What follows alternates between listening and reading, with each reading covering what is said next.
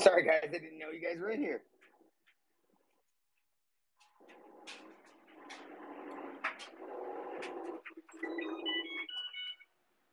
Can you guys hear me?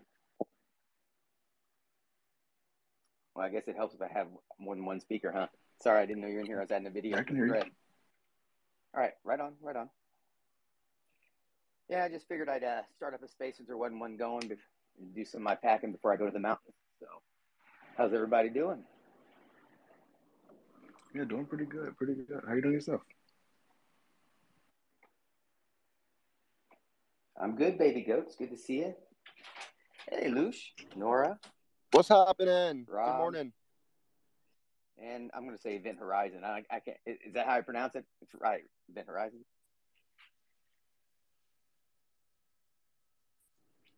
So, check this out, guys. I'm going to post in the thread. This is crazy. So, literally, the things that I've been describing to you all, right, as far as what I've been experiencing, what my family has been experiencing, like I've been talking about how in the upper atmosphere, it seems like these dark satellites will be flying all directions, putting on light shows, like pulsing. Well, I was on Twitter the other day, and I started reading a lady in the UK who does star photography like me. She was describing it the exact same way, just confused. So that tells me something right there. So I'm sitting there, I think 2 nights ago, I watched, this was the night before I read her thing, and I was confused as heck because I was assuming it was one object. Dude, but at one point, there were 7 objects close together, all pulsing at different variations of speed on the light, and then they take off across the sky.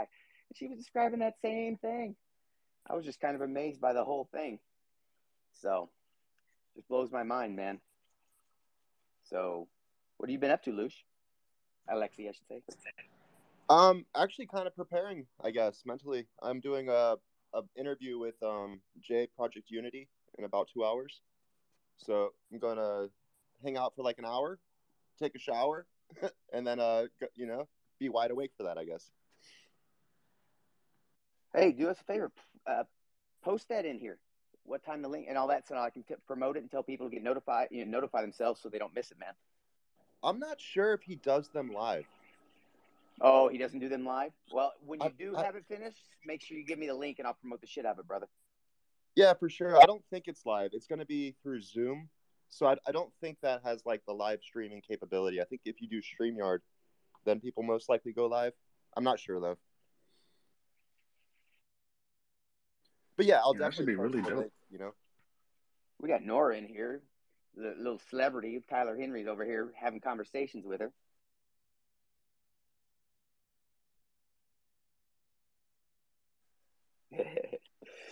That's one of my favorite parts of Twitter. It blows my mind. I guess maybe I'm old and I just get into it, I think probably about a year ago, but it just blows my mind. You can interact with people like, that you just see on TV and things like that. It just blows my freaking, maybe I'm a little kid. I saw him interacting with him and I was just over there laughing my ass off. I was like, dude, I'd be flipping my lid. But can I ask you really quick? Can you give some more like descriptions of the things that you were seeing up in the sky? You said you saw 7 and they were pulsing. Were they all like pulsing simultaneously, or were they kind of? Go ahead. Yeah. So this is the crazy part. Let me get this request first. Okay, I got them all. So for years now, about 2 years I've been seeing them. About a year and a half I've been recording them, and they're so high and such a faint light. Typically, it's a self-contained light. It's not going anywhere. And I've got loads of video. I'm going to start uploading the videos, right? Hold on a second. Let me fix that. Anyway, I'm going to start uploading the videos, more of them. But then, so this is the strangest part. Until recently, it's always been just a faint light. And it pulse, maybe like shoot a light at me. When I say pulse is different than, this is odd. So when I say pulse, I mean the whole cigar-shaped craft just pulses. Now, when I say shoot a light at me, I just mean like, let's say it's a flashlight type thing, right? That's all you see. It's a real quick blink, and then you can see the dark thing. So then it's moving across the sky. So what ends up happening is, it was the last week, every night, the lights have been different. That's what blows my mind. So I'll watch one of them go from east to west, and it'll blink in the time it crosses the entire sky, which usually I'm pretty good about timing. Like an aircraft takes about 2 minutes to get out of my view. These things about 20, 30 seconds. But a time it'll go across the sky the first time, it'll have 4 flashes, like the whole craft, whatever it is, flashes, not like a little blink. And then I'll see something, I was assuming it was the same one, coming back the other direction. This time it'll blink once, wait about 10 seconds, flash again, and then keep doing that. And then I'll see it go in another direction, completely different light show now. So it'll actually flash a light at me, not the flashing itself, like the craft itself. Like it'll blink, whatever, say flashlight. I don't know what the fuck it is. And then I can see it, but it's still dark and it's moving. Then it'll start doing its body flash, like it's getting my attention. And then, you know, so this is messing with me, right? And I'm thinking, what? I'm recording it, thinking I'm losing my mind. Then I find a girl across the world seeing the same exact thing, described it to a T. 2 nights ago, I had my kid and wife out here. They watched the whole fucking thing. I said, there it is. And it was off in our distance.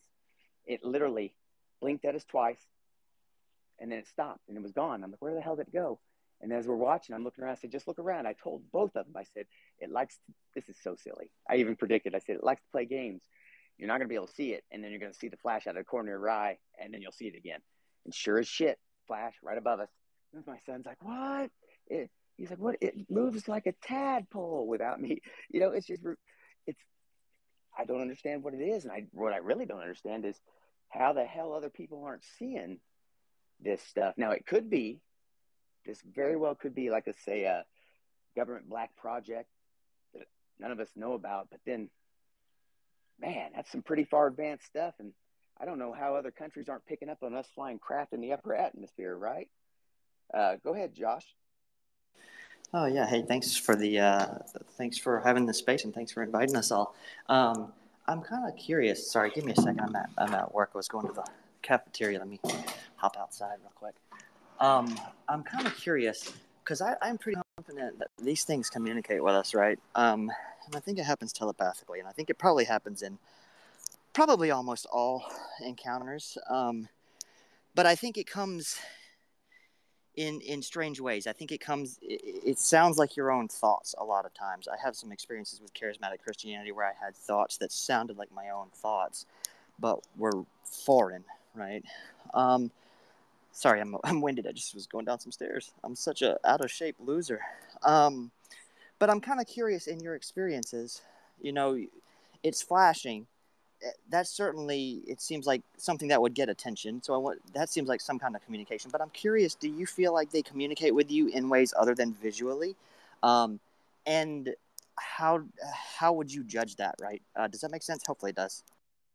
Yeah, that makes sense. So it's funny. I actually just talked to Matthew Roberts about this. I texted him about some of this stuff too. It's like up until probably, I keep saying this week. It's been I think the last couple of weeks maybe, or this month at least, the experience has changed. I've always felt like I was recording them and I wasn't really paying attention.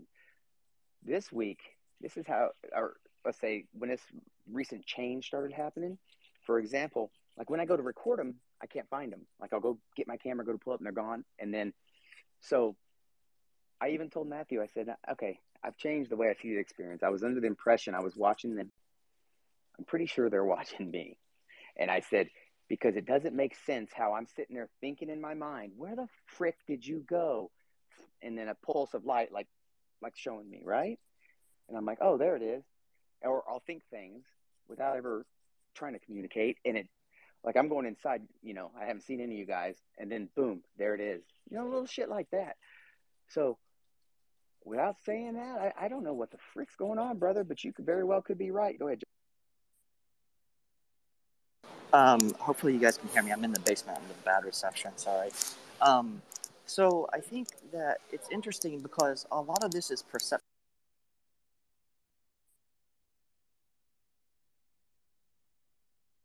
I think you're breaking up in the basement, Josh. Oh, sorry. You're Give me up, just Josh, a second. in the basement, bud.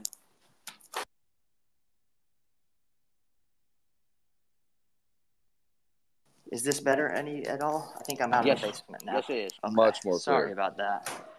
I apologize. I'm back out now. So this all seems to be like perception based. There seems to be a heavy perception component to it. And I think that, sorry, I'm winded again because I'm out of shape. So the flashing, right? You notice it in the sky. I think it's very well. It could be perception expanding, right? It's like perception exercise. Sorry, so out of breath. So it's like they're training us in increasing our perception, right? And that comes telepathically, it comes visually, comes all kind of ways. Comes in dreams, comes in, altered mind states.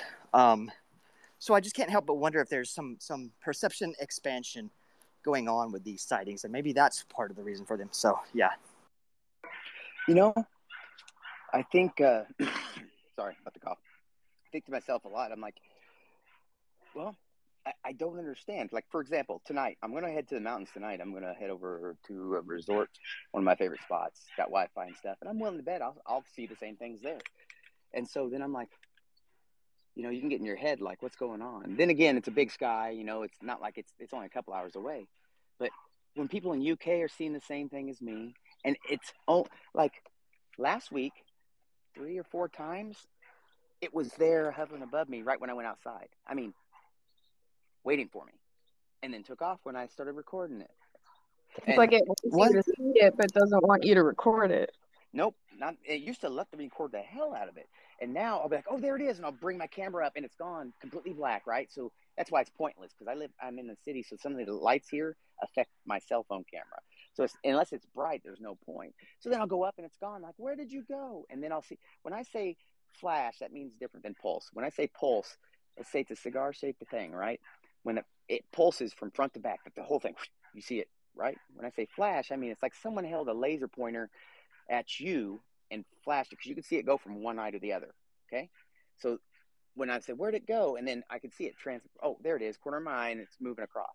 So I'll look up, I'll go to record it, and it does the same shit, like it's a trickster, stupid stuff like that.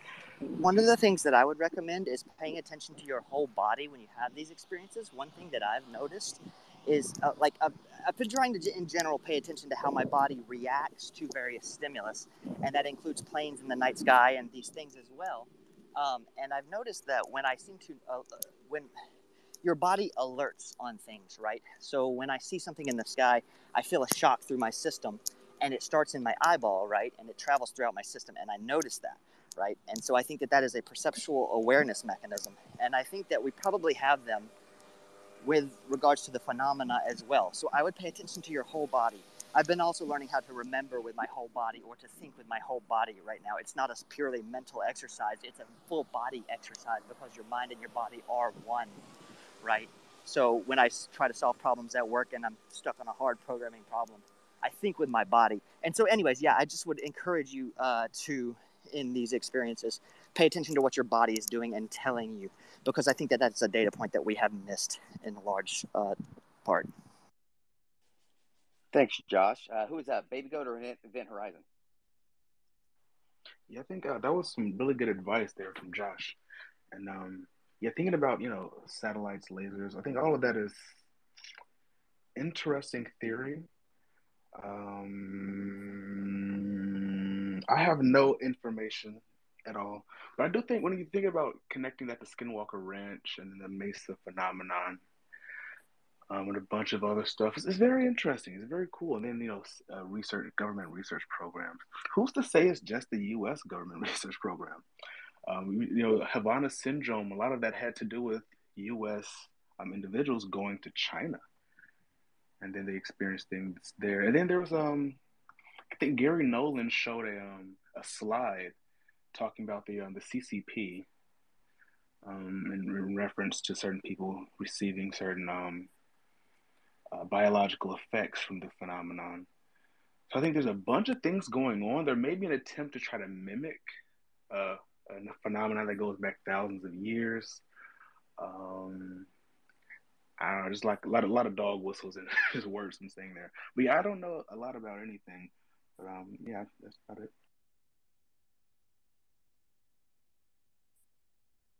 That was funny. You don't know a lot about anything. You just know a little about a lot, right, Baby Goat?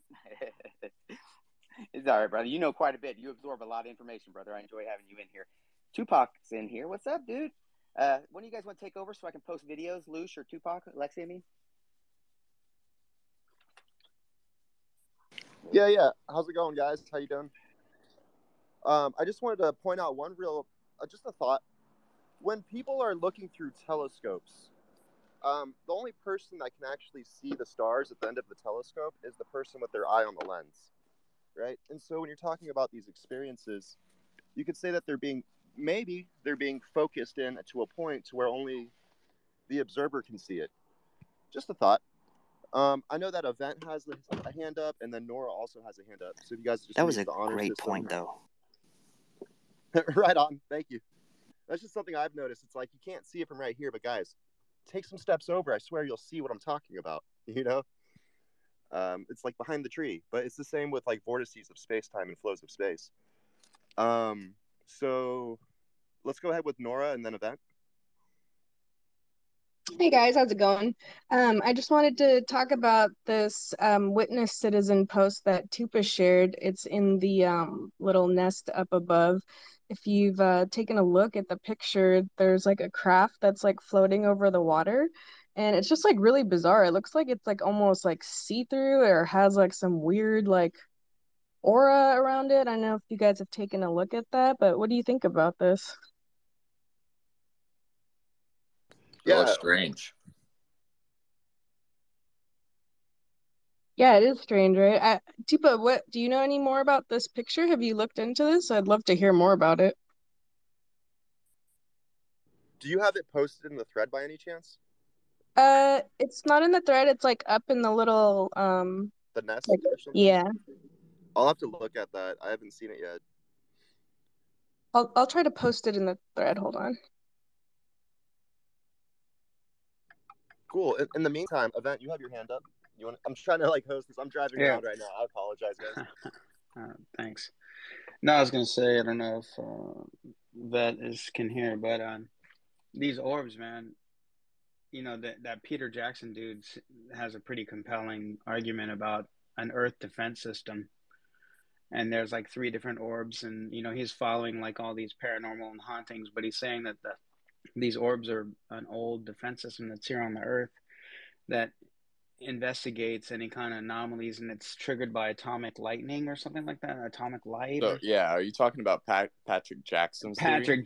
I said Peter Johnson, didn't I? Yeah, that. Yeah. Like, and he's getting all kinds of attention now from like, you know, major people. I think he's announcing something pretty soon, but it kind of ties into, and I know I'm on Jacques Vallée's Central Piece all the time, but he talks about that. Like he thinks it could be like an old system, some kind of control mechanism, but that could also be a defense mechanism, right? Because if it's defending outside elements from coming in and manipulating whatever it deems is its own, then it could also be something to conflate and confuse whatever's here on the Earth looking into this system.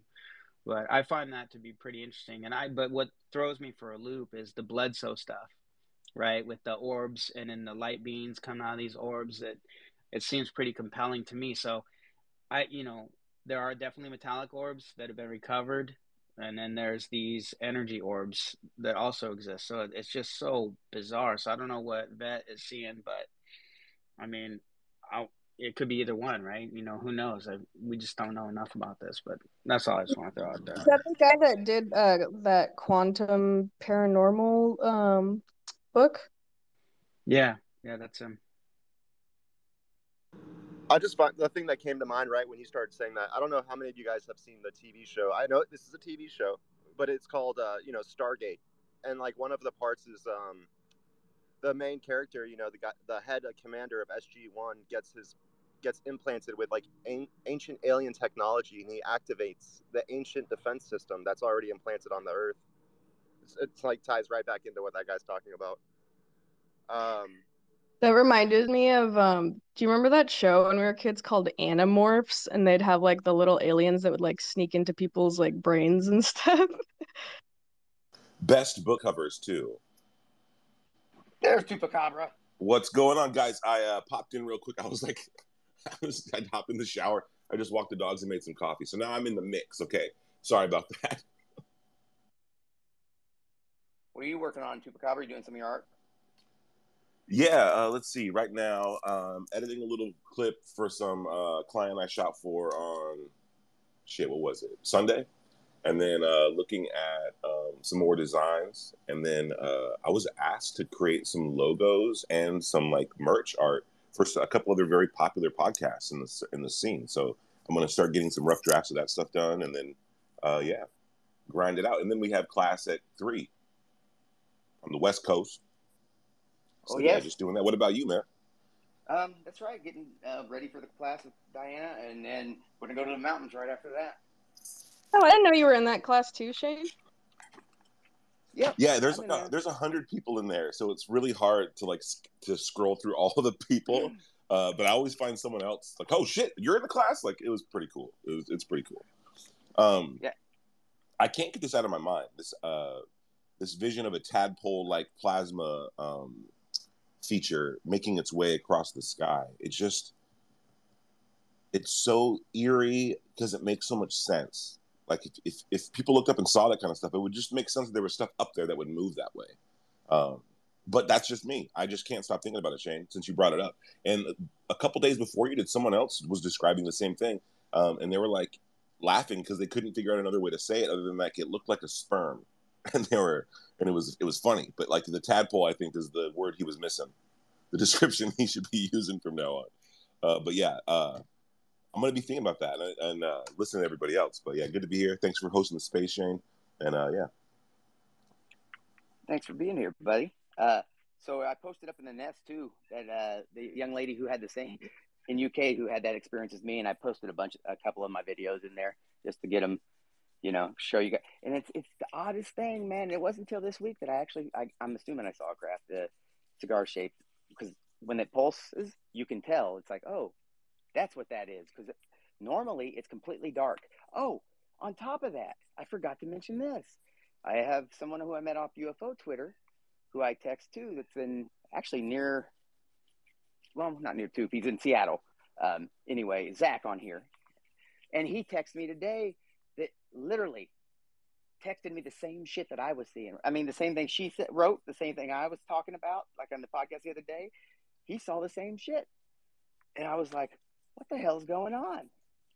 Yeah, so if you guys want to capture some shit, head to Washington. How close are you to Mount Shasta? Isn't that like a super hot spot? It's I guess you would say by a UAP standards, a stone throw. I mean, even by Air Force standards, if you're flying an aircraft from Shasta to here, one of the jets, it's going to take 30 minutes, some shit like that. You know what I mean? Because, I think it would take 20 minutes, like maybe 15. You know what I mean? Yeah, Oregon, Mount Shasta, Oregon, and Washington. It's just same thing with, I want to say, you brought up a good point there, Alexi. I want to say that's also part of the Utah, that whole area. Now, if you think about it if you're in the sky, way up in the sky, Utah, Mount Shasta, Washington, Oregon, the mountains up in here, Rainier, it's pretty easy to roll through we may all be seeing the same stuff. Go ahead. Who has it, Baby Goat or Invent? Yeah, I want to just go back quickly to your experiences. I think we may be underestimating the multitude of things that could be happening at the same time. And I think that I would hope that if there's anybody operating these craft and are, fucking with any of our previous military members, that would stop, because I'm sure that somebody would be quite angry about that and may step in and do something about it. But I would say that I really support our service members. And we have a lot of people who talk a lot about supporting our service members. We had a lot of, on UCR, they were talking about passing a bill for supporting our service members, but then they didn't pass the PACT Act for service members who were, dealing with the burn pits in Afghanistan or all these other different things, especially having, problems coming out of the military. So I'll just, leave that for the room.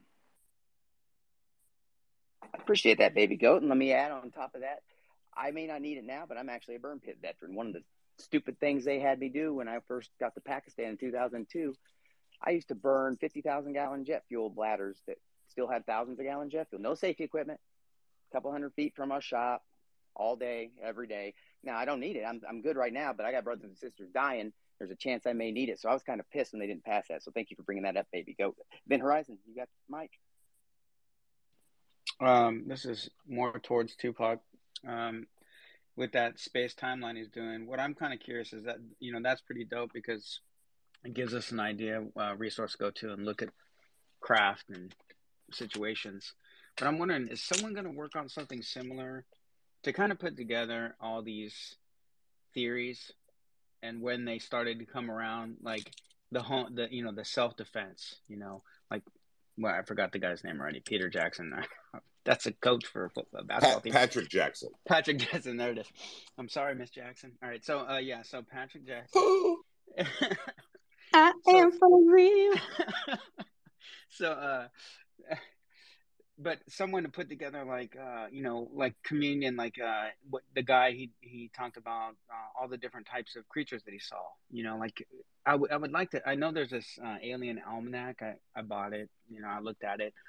You know, but it didn't give me any preface. Like, when were these things discovered? When were these creatures, you know, introduced? Like, don't you think that What is would be an a alien good? almanac? It's a book that has all these classes of supposed aliens and their intentions, like if they're good, if they're aligned with the light, if they're not, you know, this kind of thing. It's a book. You want to post that in our thread? Link to it? I don't know how to do that, dude. It's called the Alien Almanac. Somebody else? You think you're old? Yeah, it's Alien Almanac. Yeah, it's up there, but it's funny because it doesn't even cover all the aliens that I've heard, or phenomena, I should say, that I've heard of, and that's kind of what I'm looking at. I think that would go hand in hand with what you're doing on that timeline for the UFO stuff. That's fascinating. It seems like it would be kind of like a nice mix. Like, even if you could do a separate one and then overlay them, plop, you know, so you could see both. You know, all right, so criteria. I think that's a great idea, and here's what I'm going to say about that. The way I'm designing this timeline experience, there will be a public version that you can view and explore as you wish, and then there'll be a pro version that you could create your own account, and then essentially what you could do is add your own nodes that would be visible to only you for your own research.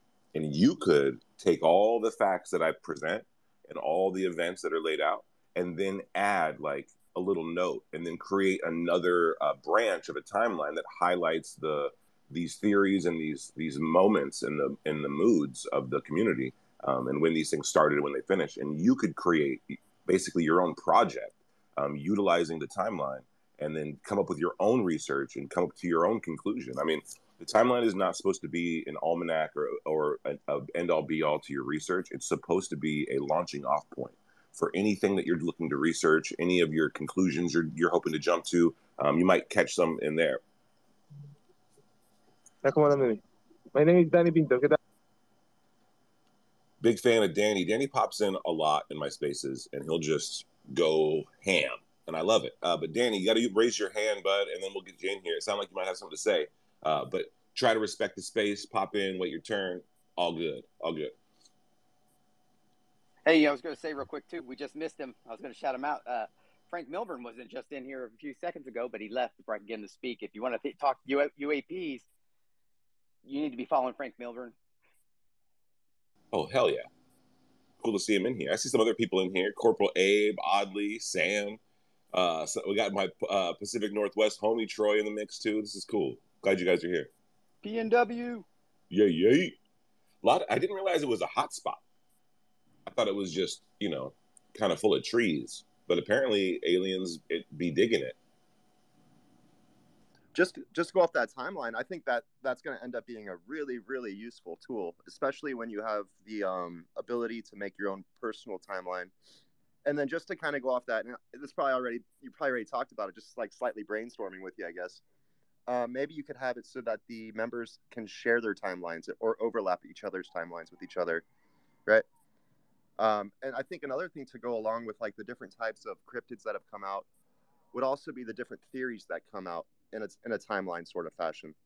Just, there's all kinds of things you can put on a timeline. Yeah, I agree. Like the first appearance of this report, or this, the first report of this type of creature, this type of craft, the first report of this type of religion, using this, whatever, like the Heaven's Gate cult people. Like I think it needs to, any and everything needs to be in there. And the idea of sharing your own personalized timeline with other people, yes, absolutely. There's going to be an ability to share, an ability to see other people's. If you have a pro account, it's going to be like the real way to use the software. That's what I'm hoping to build out, because like as an art piece, you know, I could make it, and then I could make a giant poster print of it, and everybody could like have it in their wall to like watch. That's awesome. That'll be great. But when you want to, if you're doing your own research, you're going to want to be able to click around and then drop in your own pins. Like let's say you had an experience and you wanted to make sense of it, and you wanted to drop that on there. Like, oh, in '85 I saw this, but then in '92 I saw. So then now you can see your own life experience as it relates to this UFO timeline. So that's the hope, that people will be able to like really dive in and apply it to their own self or their own research, and then share those findings. You know what I mean? I'm hoping that it's a thing where like podcasters and hosts and stuff that do these types of shows will have open next to them. I always have it open next to me or on my desktop. Like it's always there. And it helps. So I hope it adds to everybody else too. But yeah, this is awesome. I got a lot of things going on that are fun, and like that's just this thing that's like giving me pure energy every time I think about it and work on it, because it's so it's fun, but it's also like it feels important. You know what I mean? I think it's going to be a useful tool, especially just for everyone, but especially like the guy just jumping into ufology or trying to study this. They'll have somewhere to start, somewhere to look. I think it's a great tool. But just to kind of switch the topic, but keep staying on UAP, and we don't have to talk about this, just kind of an idea. Does anyone have more information about, like, in quotes, the lore of Mount Shasta? Like, what is the story behind that? I don't, but I do know it's a hot spot. Like, let me see what. I'm gonna just type it in and see what we can find out, because I think we're all a little lost in this. Mount Shasta, UFO history. It's a volcano. So that isn't there a tie between volcanoes and UFOs? I mean, it's blown up before, so recently too. I saw a documentary about UFOs and volcanoes, actually. Hola, Danny Pintor. Danny, you're back. Danny? What's up, Danny? ¿Cómo va, Danny? ¿Quieres hablar en inglés, por favor? Per minute.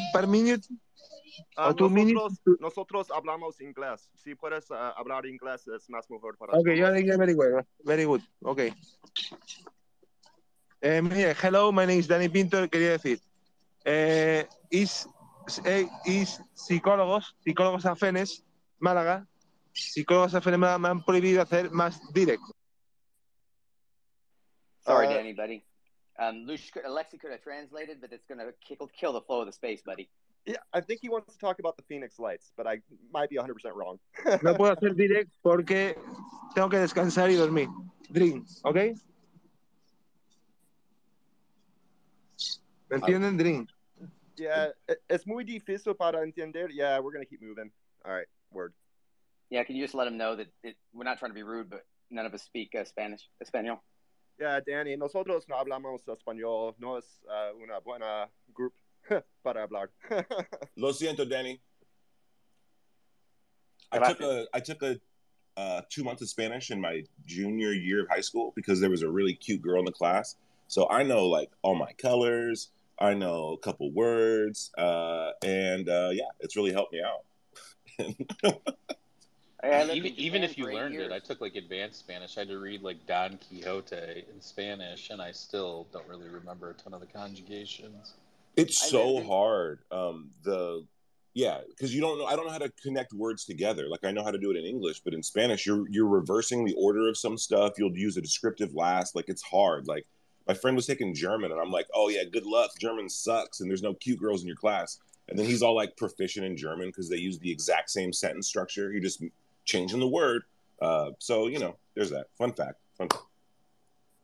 Yeah, I lived in Japan 8 years, and I speak no Japanese. Dude, I want to pick your brain about that sometime in the space. Just like the living abroad thing, and Japan just seems like such a cool country. I'd love to pick your brain about that someday. So, I guess my background Spanish comes from my mom's actually from Argentina. So I grew up listening to Spanish in my house, so I can understand it perfectly. But as far as speaking it, man, I am so gringo. I'm like so slow. Argentina, you say? Yeah, and that's where like I kind of get in quotes maybe potentially my my psychic powers. I'm joking, but like my grandmother was like she lived in North Argentina. I forget, it was like a little town, and she used to kind of like host these seances. Like she was very, very psychic. But like my parents, it skipped their generation completely, you know. So it's just weird how that stuff kind of works too in the DNA. Maybe there's the recessive gene factor, like almost circles back to Gary Nolan with the basal ganglia. I forget the actual name of that thing, but the caudate-putamen.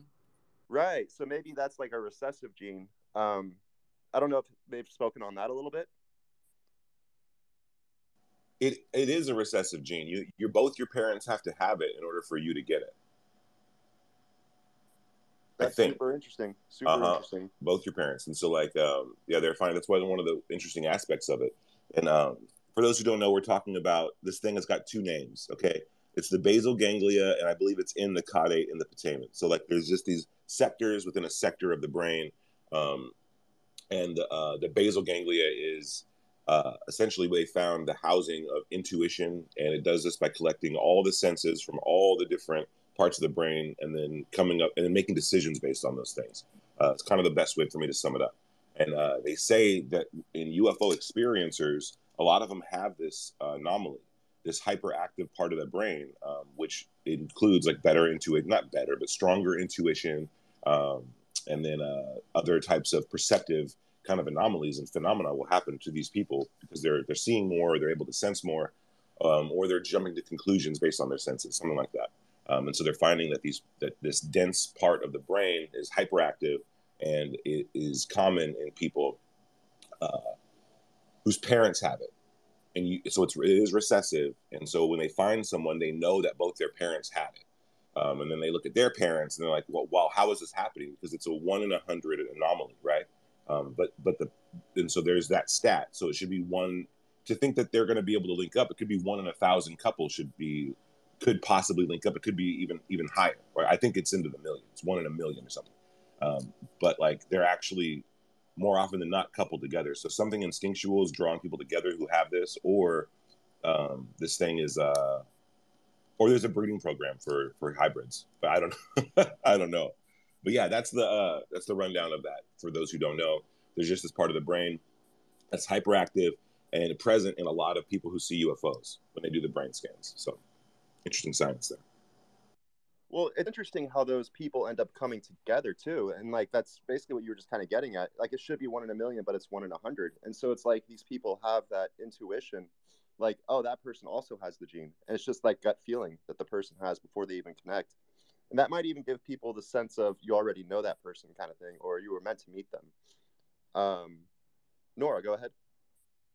Yeah, I just wanted to touch on what you guys are talking about. There's actually another study that was done on like psychic cases, and the study was done on this gene called the TNRC18 gene, and basically they like sequence like the data of this gene that they think is responsible for some psychic activity, and they had like 23 people, and the people that were claiming to have like psychic abilities, like there's an alteration in the gene where it goes from like a GG to GA, and all the psychic people like that was like absent in their genes. So like their genes like didn't alter, it just like stayed the same. But then people's coding sequences who it was altered didn't have that same like psychic experiences. So it was like really interesting. I don't know if they've done any more research on it.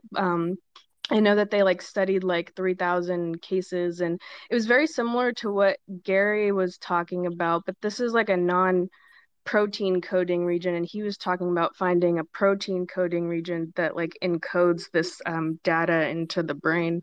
It's actually really cool though. If you've done 23andMe, you can get like your genetic DNA that's like basically like your map DNA in like a file, and you can go on their website and you can search different genes. So like for example, like I searched this gene to see how it's like coded in my DNA sequence, and all of like there's like 4 or 5 different types of the same like chromosome, and all of them just like stayed with the same genome. None of them were like altered in variation, which I found pretty interesting because I do have like some random psychic experiences that I like encounter.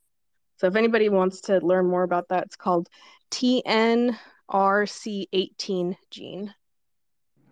That's super interesting. Another genetic trait that I've noticed that's common across a lot of experiences is green eyes, right? So people with green eyes apparently have more experiences as well. And I don't know what that link is, but that was something I've heard as well within the literature. That's very fascinating. I was talking about this last night. I've been drawing a lot of, key UFO figures, and, I'll draw them, and then I'll go into like color their eyes, and I'm like, oh, this photo is black and white, or this photo is too far away. What color are their eyes? And I'll find more pictures. All of them have blue eyes. I don't get it. I'm not saying anything. I don't know what's going on. And these are just people I've picked to draw. So it's not like every key UFO figure has blue eyes, but 8 out of 10 so far that I picked randomly, just like, oh yeah, I'll draw them. I think Bob Lazar, George Knapp, and Corbell all have bluish eyes. So there's just a group of 3 that ended up on the same drawing. So I don't know. Maybe there's something to it.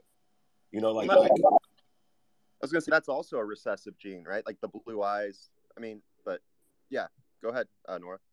They're all Nordic hybrids. I didn't want to say it. Okay, I didn't want to be the one to say it, but the facts what don't would lie. like green eyes mean? Well, like green, like actual, like their eye color is green, and just from studies that people have done, what I've seen is that, and I wish I had the link to these studies, right? You're just taking my word for it, kind of. So do your research. But like 1 in 3 people with green eyes is an experiencer, from like what I've heard, kind of thing. That's a super interesting stat. Chase, do you have green eyes? I do. I knew it. Because I'm psychic. No, I'm playing. So that very, very cool. We got to find that. Have you had any interesting experiences?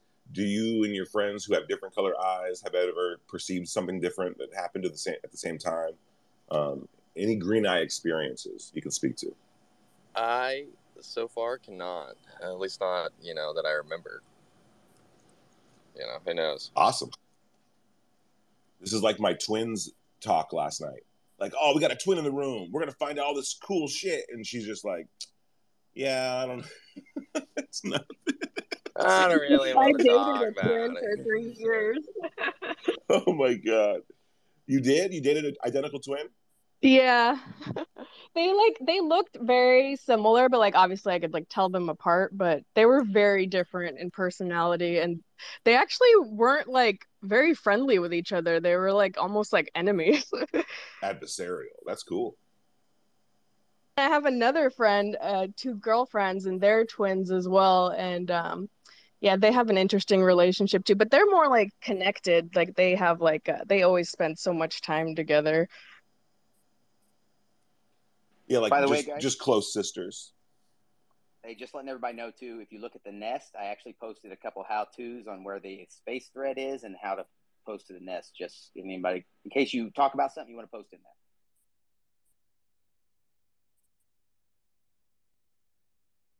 there. Hell yeah. Dude, Shane, you're the king of nests. It's awesome to have you doing that, dude. Not a lot of people take advantage of it. I'm always like caught up multitasking. So it's super dope. I think it adds a lot to the space when people are scrolling back through and they see like 75 comments in there. Like absolutely. It makes it way more interactive, and especially for the documentation kind of sake. Like, imagine 100 years from now, people are going to be talking about this. They've got all the evidence. They know where to look.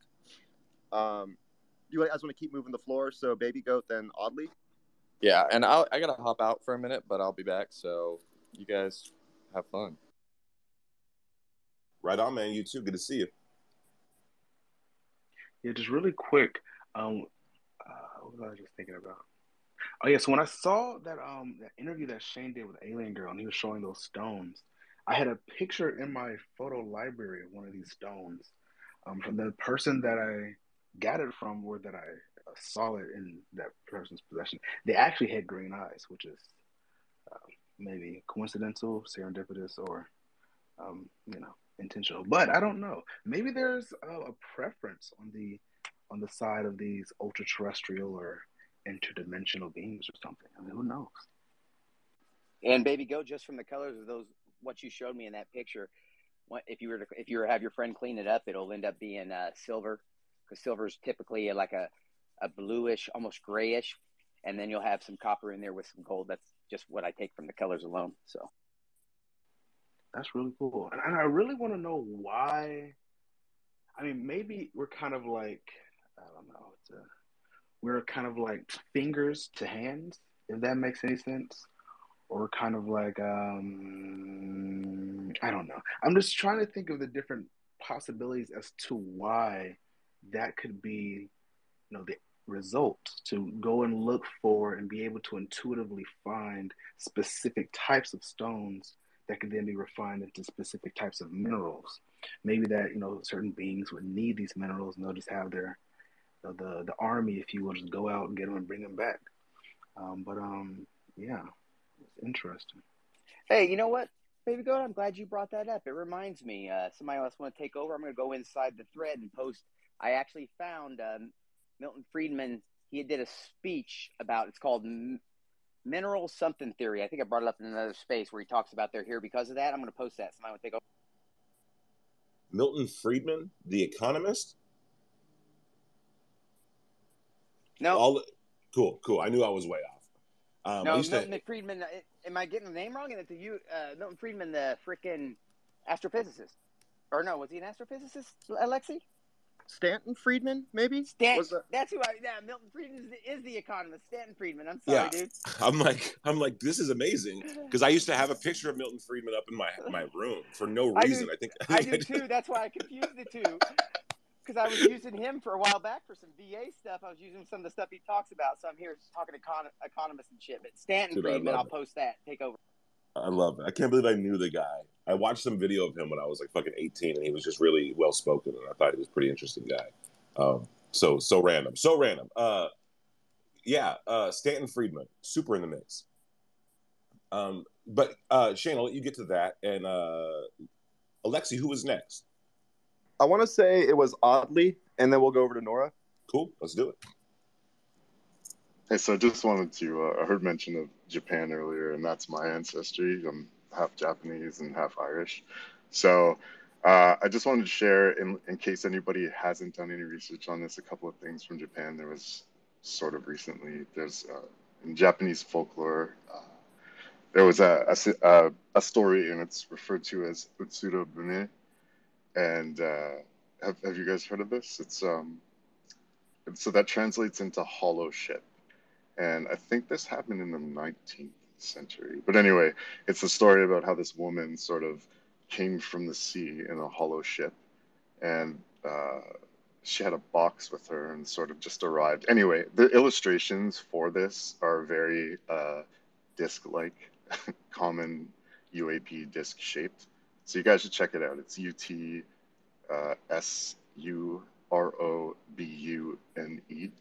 So that's one. And the other one is there's a place called Mount Senganmori, and there's apparently crazy amounts of sightings around this mountain, and it's sort of revered as a spot to check out for UAP activity. And I was just reading about it the other day, and apparently this is near Fukushima City, which of course we know was where the tsunami hit the reactor. So I was wondering, wow, like if there's all this radioactive energy going on around there, if that's why there are UAPs. So if you guys want to research this stuff, it's pretty cool. You should check it out. Dude, Oddly, thank you for that.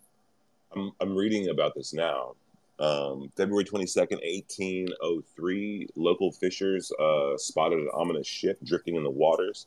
They towed the vessel back to land, discovering that it was 3.3, almost 3.5 meters long, and 10 feet high. And let's see, the upper part was made of a red-coated rosewood, so it was like a whole thing. While the lower part was covered with brazen plates, obviously to protect it against the sharp-edged rocks. So it looked like it was meant to be floating around. But yeah, this woman comes from it. She began speaking, but no one understood her. She did not seem to understand the fishermen either, so no one could ask her about her origin. Although the mysterious woman appeared friendly and courteous, she acted oddly, for she always clutched a quadratic box made of pale material around 24 inches in size. The woman did not allow anyone to touch the box, no matter how kindly or pressingly the witness asked.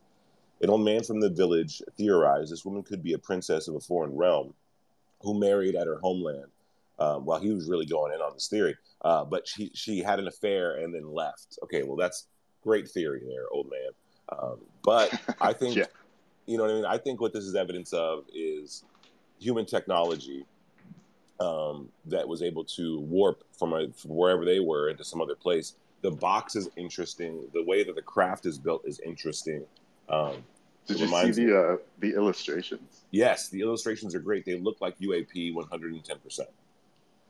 So it's pretty cool to me. Like when you look back at folklore, I'm doing a lot these days, sort of with the view of, you know, could this have been another occurrence and people are just passing it off as something else, you know? Just looking back in history and looking at, you know, specific cases in folklore. It's pretty fascinating, man. It is freaking fascinating. And real quick, this is the description of the woman. This I found to be interesting.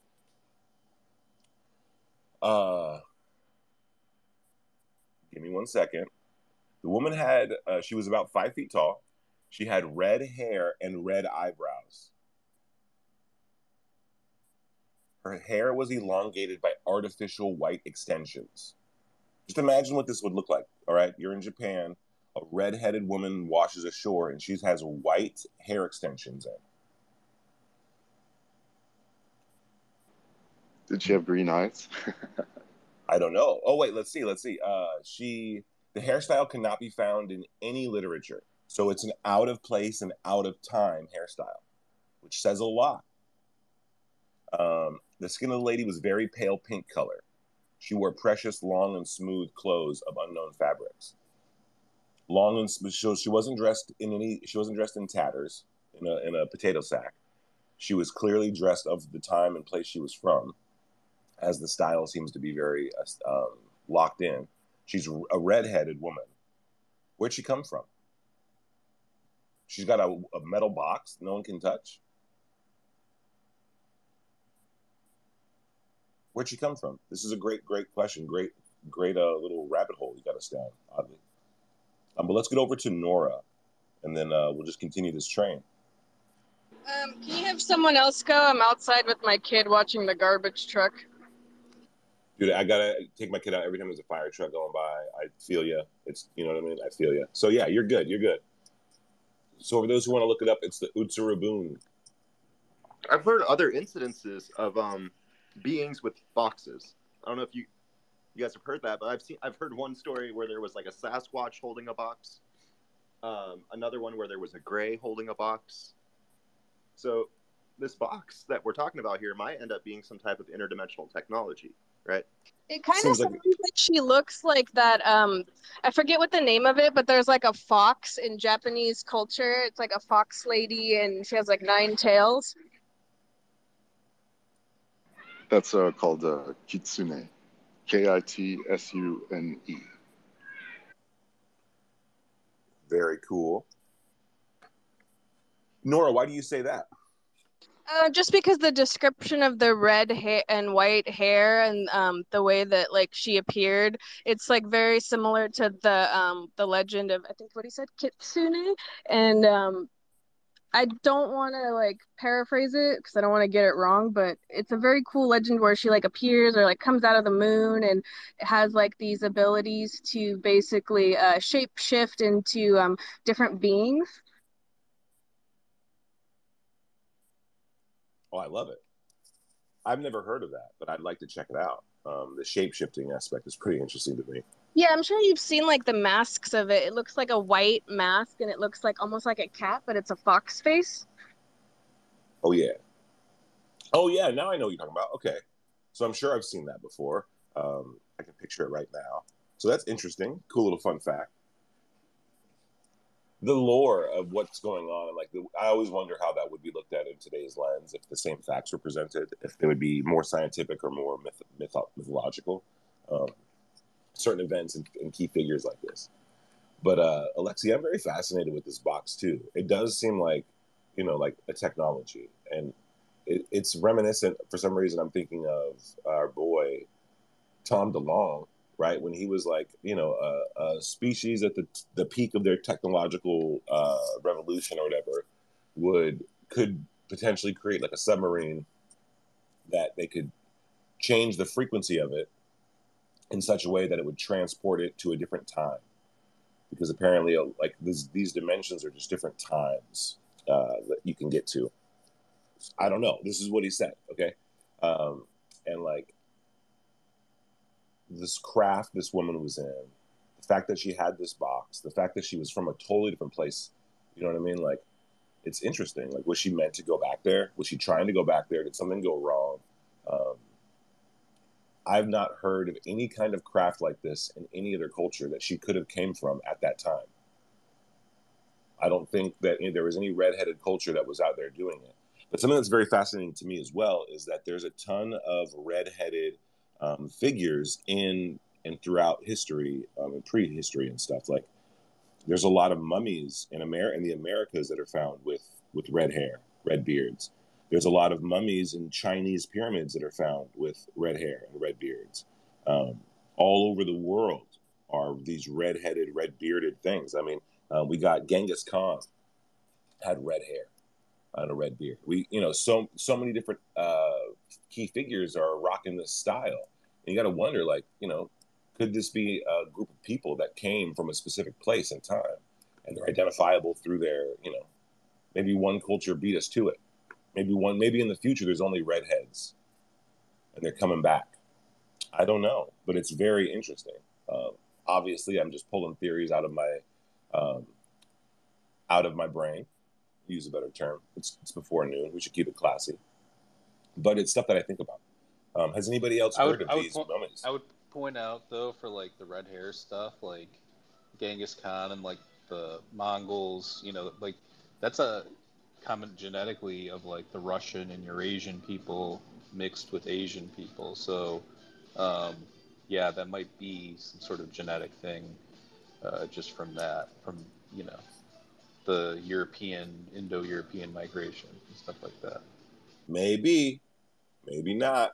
Hey, to piggyback off that really quickly, if I could, going back to the box, Tom DeLonge also said that, going back to what Alexis said, interdimensional technology, that these beings could peer through a tesseract of sorts, and depending on the perspective they took in which they peered through this box, the timeline would vary depending on this perspective you looked when you peered through this box.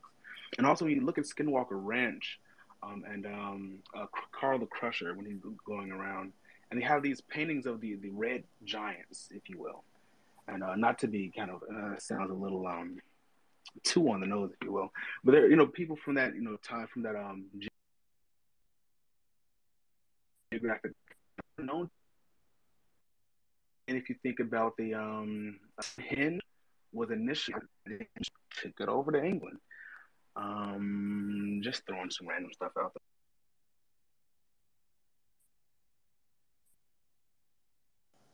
No, right on. And yeah, the redheaded Asian, you get that cross up in Russia and stuff, right? There's some interesting things going on there, but the redheaded gene, for it to be in Asia like that, in and around ancient sites, is very unexpected.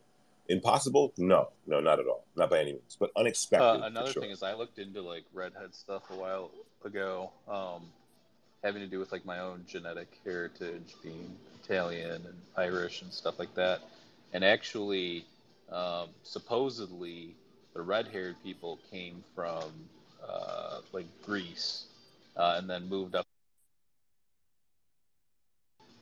Can you hear me? Yeah, we can hear you. Yeah. Oh, sorry. So like just from studying and looking into stuff on my own, like being Italian and Irish and stuff and Scottish, the genetics of the red-haired people don't come from Ireland. They actually come from like Greece and like that Mediterranean region, which was what I found interesting, because most people associate it with like you're somebody red-haired from Ireland or whatever, but those people weren't even indigenous to that area either. So that's super interesting. And just going off of genetics and talking about future people, like I've studied a little bit of genetics and science. I took a cellular engineering course, but like I'm not an expert by any means. What I'm trying to say is that it's a very recessive gene, and as the humans continue to mate and evolve into 100 years from now, they're saying that the blonde gene is going to go away. The redhead gene is going to disappear, just based off of like how we mate, natural selection, Punnett square type stuff.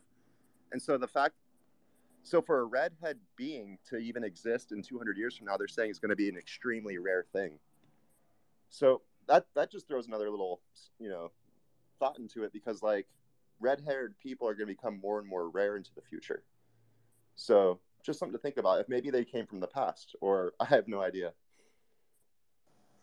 Well, like that ship, the Japanese case, right, is it didn't sound like it was made out of anything like exotic, right? So like there's that element to it that it looks like it was made up a certain time, or made to be, there's no wires on it. It wasn't motorized by any means. It almost looks like a kind of pods, like an escape pod, or those landers from a shuttle or whatever. Like it's missing a parachute is what it looks like. But like for it to be like out in the mix is very interesting. And the redheaded gene, I heard that, right? My daughter's a redhead, my mom's a redhead. It is recessive as F, and like I heard that it was going to phase out. So it's becoming increasingly more rare. So maybe going off of that, maybe these beings aren't from the future, but maybe they're from the past.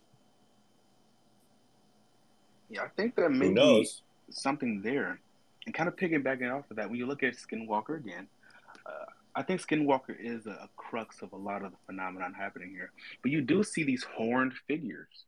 Maybe they're demons, or they could just be Vikings. I don't know. It's really interesting. I think there may be something to that.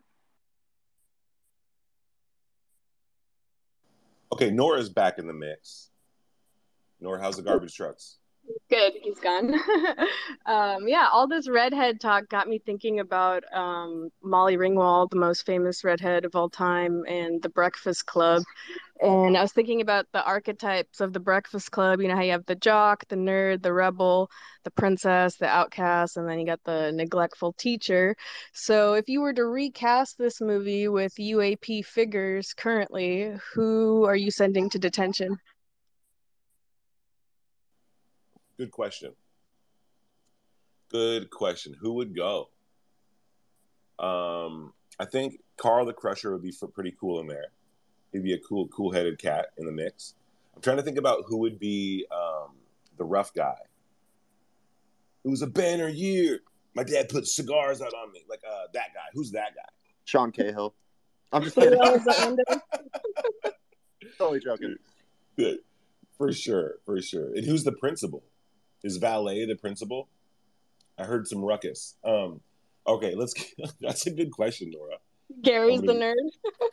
Yes, Gary's the nerd. Diana's the princess, obviously. For sure. I don't know who the outcast would be. Maybe Linda. Yeah, Linda Moulton Howe's the outcast. I love that. I love it. Dude, that's a great question. Now that I see this. I just want to say I got like 2 more minutes I got to take off, but definitely great space. I'm enjoying it, and I'll be back on later maybe.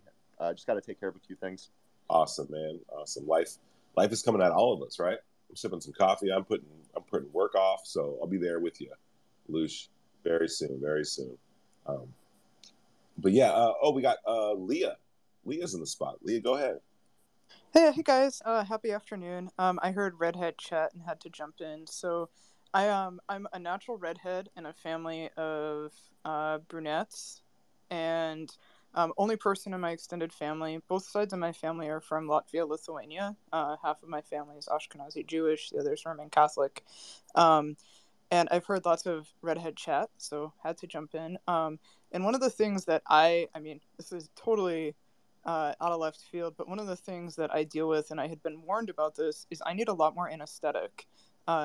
due to having a redhead. There's some sort of linked genetic trait about needing more like Novocaine or anesthesia to be put under, like substantially more. Like I usually need like between 20 and 30% more than someone who has like brown hair or is like otherwise equal. So there's like all sorts of weird genetic traits that wind up kind of crossed into these like super recessive things as well. Isn't there something about like you can experience more pain or less pain, something like that too? I feel like higher pain tolerance, which is Yep, why much higher pain tolerance. Yeah, it's pretty bizarre. It's pretty bizarre. But yeah, I was told that when my daughter came out redhead, they're like, "Oh, great." You know, like then one of the nurses was like, "Yeah, she's gonna need a lot more anesthetic," and I was like, "Oh, okay." Fun facts. And yeah, I was so blown away by that. I don't know what that's about, but you know, obviously related to the pain tolerance too, right? It's very interesting. Red beards. It's super fascinating. Yeah. Someone did a study on all these kings, and they found out that a lot of them had red beards or were depicted with red beards as if it was like a sign of royalty. So a lot of weird stuff with red hair. I mean, when you look it up, if you look this up, there's like no end to like theories and research about the ancients and red hair. And some of it could be naturally occurring. I agree, but it's just because there's so many connections, people are able to draw all kinds of conclusions from ancient aliens to, you know, all kinds of weird stuff. But it's there. It's in the lore because there's some uniqueness to it. It's very fascinating. Lithuania and Ashkenazi Jew. Yep. Yeah. Both sides of my family are from Lithuania, dad's side and mom's side. And like I've done all the genetic mapping and stuff and carry some kind of interesting shit. Nothing weird, like nothing like Tay-Sachs, which is common among Ashkenazi Jews. But I carry a bunch of traits for like muscle strength and adaptivity, which makes sense. I was a pro strength athlete in my 20s. Yeah, I mean, there's all these like kind of strange cross-linked traits, and also, I mean, you see this in Jewish communities in general, just because, particularly Eastern European Jewish communities at this point, due to the Holocaust, like the genetic pool is extremely, extremely limited. So if I were to like marry and have children with another Jew, I would have to go through like a battery of genetic tests with that person to make sure that we wouldn't be passing on anything that would be like incompatible with life. That's fascinating. My family's from an island, so I just don't date people who are also Tongan because the risk is high. Oh, your cousin's who? Oh, that's my aunt. Like, oh, okay, cool, fun. This is fun. But yeah. That's like exactly why I married a white guy. Like I couldn't date someone of my own culture. It felt like being with my cousin. There it is. And Nora, where are you from? You say I'm Moroccan. Moroccan. Yeah, so we got some exotic people in this space. 90% Moroccan and 1% Ashkenazi Jew, which my mom was surprised to find out because they grew up Islamic. And I was like, hey, did you know that we're Jewish? She's like, no, I don't think so. And I was like, yeah, I have the receipts. I have the goddamn receipts, Mom. Something's going on. I have a short little genetic story. This is just because it's morning, I'm sipping coffee, and we're just going to go through it, okay? So my daughter's mother has a friend who was in taking a weird college course very recently, within the last 3 years, on genetics, and was reading this thing about eye color. And she basically found out, and this is my daughter's mom's friend, right? She found out that there's no way her parents were her parents because she had green eyes. And like none of her parents had the combination to make that work. So she's like, hey, Mom, like, what the F? And then her mom was like, oh, yeah, so here's the deal.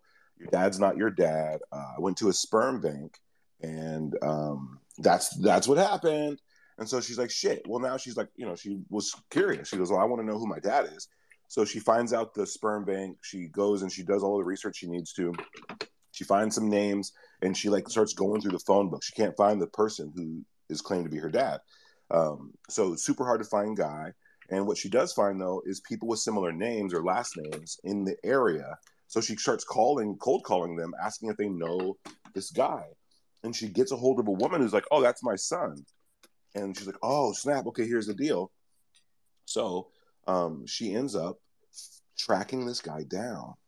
And this is a fun fact. Okay, she tracks this guy down, and I guess I can't get too. I don't want to get too. I got to be vague here. Her dad is famous. Her dad's a famous movie director / actor. She found out her dad is famous, and they called the guy, and the guy's like obviously hella sketched out, like what? And then he's like, you know what? All that happened. You're right. So now she went from like, hey, I'm normal, to like a genetic class, to like, hey, what's going on? And suddenly finding out her dad is a famous movie director. Was I jealous? A little bit, but also very, very cool, very interesting. And all through The same thing iColor. happened to my friend actually. She did the 23andMe thing, and then it like popped up a bunch of like half siblings, and she's like, "What the hell?" She's like, "I only have one brother. What's up with this?" And then her mom was like, "Yeah, your dad's not actually your dad." So she found 12 different siblings, like a half sister that was like in the same city as her who looks like exactly like her. It was so crazy. Yo, that's nuts. And kind of heartbreaking, and a lot to emotional roller coaster there. But still, like that's wild. That Yeah, must have been so hard for her. It was like kind of like traumatizing for her, but then she like found out that her dad was like he went to like one of those like sperm donor places and like donated like a lot, like for like 20 years he was like doing it.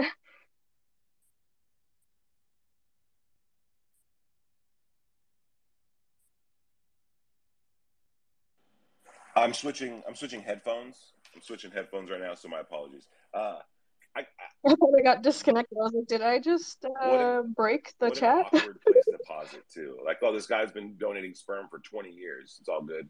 Dead silence. Okay, so yeah, that would be interesting. I couldn't imagine doing that for that long and then being like, well, whoever's out there is out there. It'd be such a weird emotional roller coaster. Isn't there a guy who found out that he had like 30 kids out there? There was some 60 Minutes thing on it where they all found him, and then some of them. Oh, there was that doctor. It was like this doctor, and he was like in charge of a facility, and like women were coming to him to get like their like treatment or whatever for sperm donors, but instead of him using the sperm donors, he was just like doing it himself because he was like some freak who like he had very specific he was like trying to like recreate like only like a bunch of like white kids. It was like a very weird thing that he did. Wasn't that like Jeffrey Epstein's whole thing? Yeah. Is that like he was obsessed with basically spreading his genetics, Leo, like more than the average a lot of dude? people don't know that about Epstein, but there is a New York Times article, along with many others, who talk about this as fact, not fiction. This is not sci-fi. This is not some conspiracy theory. This is real. Jeffrey Epstein, obviously people know, if you know about him at all, that he was rubbing shoulders and making strong connections with academia and upper tier levels of science in the scientific community. Genetics were a big part of it. He rubbed shoulders with Eric Weinstein at one time, just because of the types, not rub shoulders, but they were at a meeting. Eric Weinstein talks about going to his house once. So he was involved in very, very high level, fundraisers and stuff like that for scientific pursuits. But he was also blackmailing a lot of scientists by bringing them to this island, obviously, getting in compromising situations. And so he was putting all these scientists in his back pocket. And everyone's like, why was he doing that? Why was he doing that? And then it turns out that he had been open to some of these scientists about what he was trying to do. Epstein is into eugenics, but what he was trying to do was seed the human population with his own DNA through an airborne virus. No one knows that. No one talks about that. I mean, people know it. It's fact, but no one talks about it. And what I found to be very interesting, and this is just honestly where I'm going to leave it, is that after Epstein was arrested and all this stuff came out, after he died and more stuff came out, what followed this story of a potential airborne virus genetically engineered to inject the DNA sequence into people who caught the virus. What came out after that was Corona, and then also this RNA vaccine. So it's interesting how, like, in the same kind of like pool of time, in this very condensed pocket of time where a lot of things were changing, a lot of things were happening, we have Epstein, trying to seed the human population with his own DNA for some reason, and then a lot of weird, viruses come out and things are coming out. It just was the coincidence, the timing. You know, it always made me second guess and wonder, like, what is going on here? And I don't mean like virus being fake. I mean like, or the vaccine being nothing like that. But just what's with the fascination, the deep fascination of DNA at this time? So interesting, so interesting. But yeah, Epstein was a. I think it's like a super narcissist thing. You know, you look at these figures that are like obsessed with that type of stuff. It's always like a lunatic who's like driven by power and control and thinks that their like theory is like so perfect and they have to like spread it among like humanity. You know, you see it with like Hitler and Epstein and all these like weirdos. Well, that's why like I think people, when they talk about this caudate putamen basal ganglia thing, they're tiptoeing around it. I got a question too. Oh, go ahead. So, for you, actually, what's your when someone mentions, I guess you say a UAP experience or UFO experience, what's the first one that pops into your mind to escape nor anybody? Can you say that again? You cut out a bit. Someone ask you, anybody can answer this. When they say what's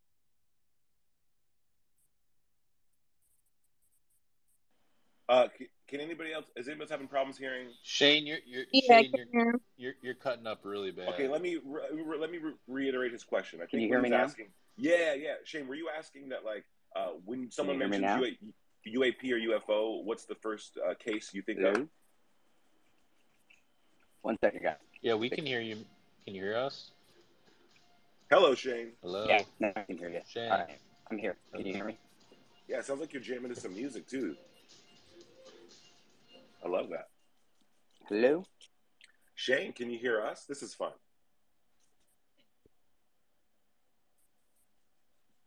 Shane, the first UFO thing I think of is Prometheus and Bob. Thank you. I think of Roswell, and then I think of like Project Blue Book. Yeah, dude. I think of Ezekiel. Really? Ooh. Going way back. I guess the first one I think of is Travis Walton. The next one is Chris Bledsoe. And then after that, probably like a movie. Not even a real case, just a fictional case. Like Close Encounters or something. Do you guys follow Chris Bledsoe on Instagram? He posted a bunch of like videos last week, and some of them were like pretty cool. They had like a bunch of orbs moving around. Yeah, Chris Bledsoe's always posting on Instagram. He'll reply to you on Instagram too. It's fucking awesome. Like he'll what's the son? Is that the son or is that the dad? Oh, Chris is the experiencer. Ryan Bledsoe is the podcast host. Yeah, so Ryan was posting, I followed him for a little bit, but he was posting like pictures of like bugs and like in front of lights and things like that and saying that it was the phenomenon, so I had to back away from that. You know, maybe it was. I like Ryan because of how often they post. And did you see what he posted yesterday about it not being aliens or phenomenon? It's all religious. He's always. It's God's love. God's love. Hey, to each their own. You know, as far as I'm concerned, that's a decent explanation. Compared to all the other stuff. Well, in my opinion, God wouldn't probe you. That's for sure. That's for sure. God has no interest in probing your butt. None at all. But like what Ryan and Chris are seeing, what Chris is seeing and documenting, you know, it just doesn't seem like the same thing as Gray's and stuff. And then I think that like they take their experience as something so official and then they apply that to everything else, you know, and then they'll make these blanket statements. When I say they, I just mean Ryan. I don't mean Chris at all. But I guess it's just kind of hypocritical because, like, you know, we've gone after people in these spaces for doing the same thing, you know, especially like somebody coming from like authority, like a gang, you know, like sometimes, no offense to Ganga, sometimes he speaks from authority, same thing with other people. And when they do it, it's just like everybody's like, oh, there's something special about it though. And I feel like it's the same thing as all this other stuff. Well, I don't know. I think that it can't be the same as Genga's just because of the popularity of the case.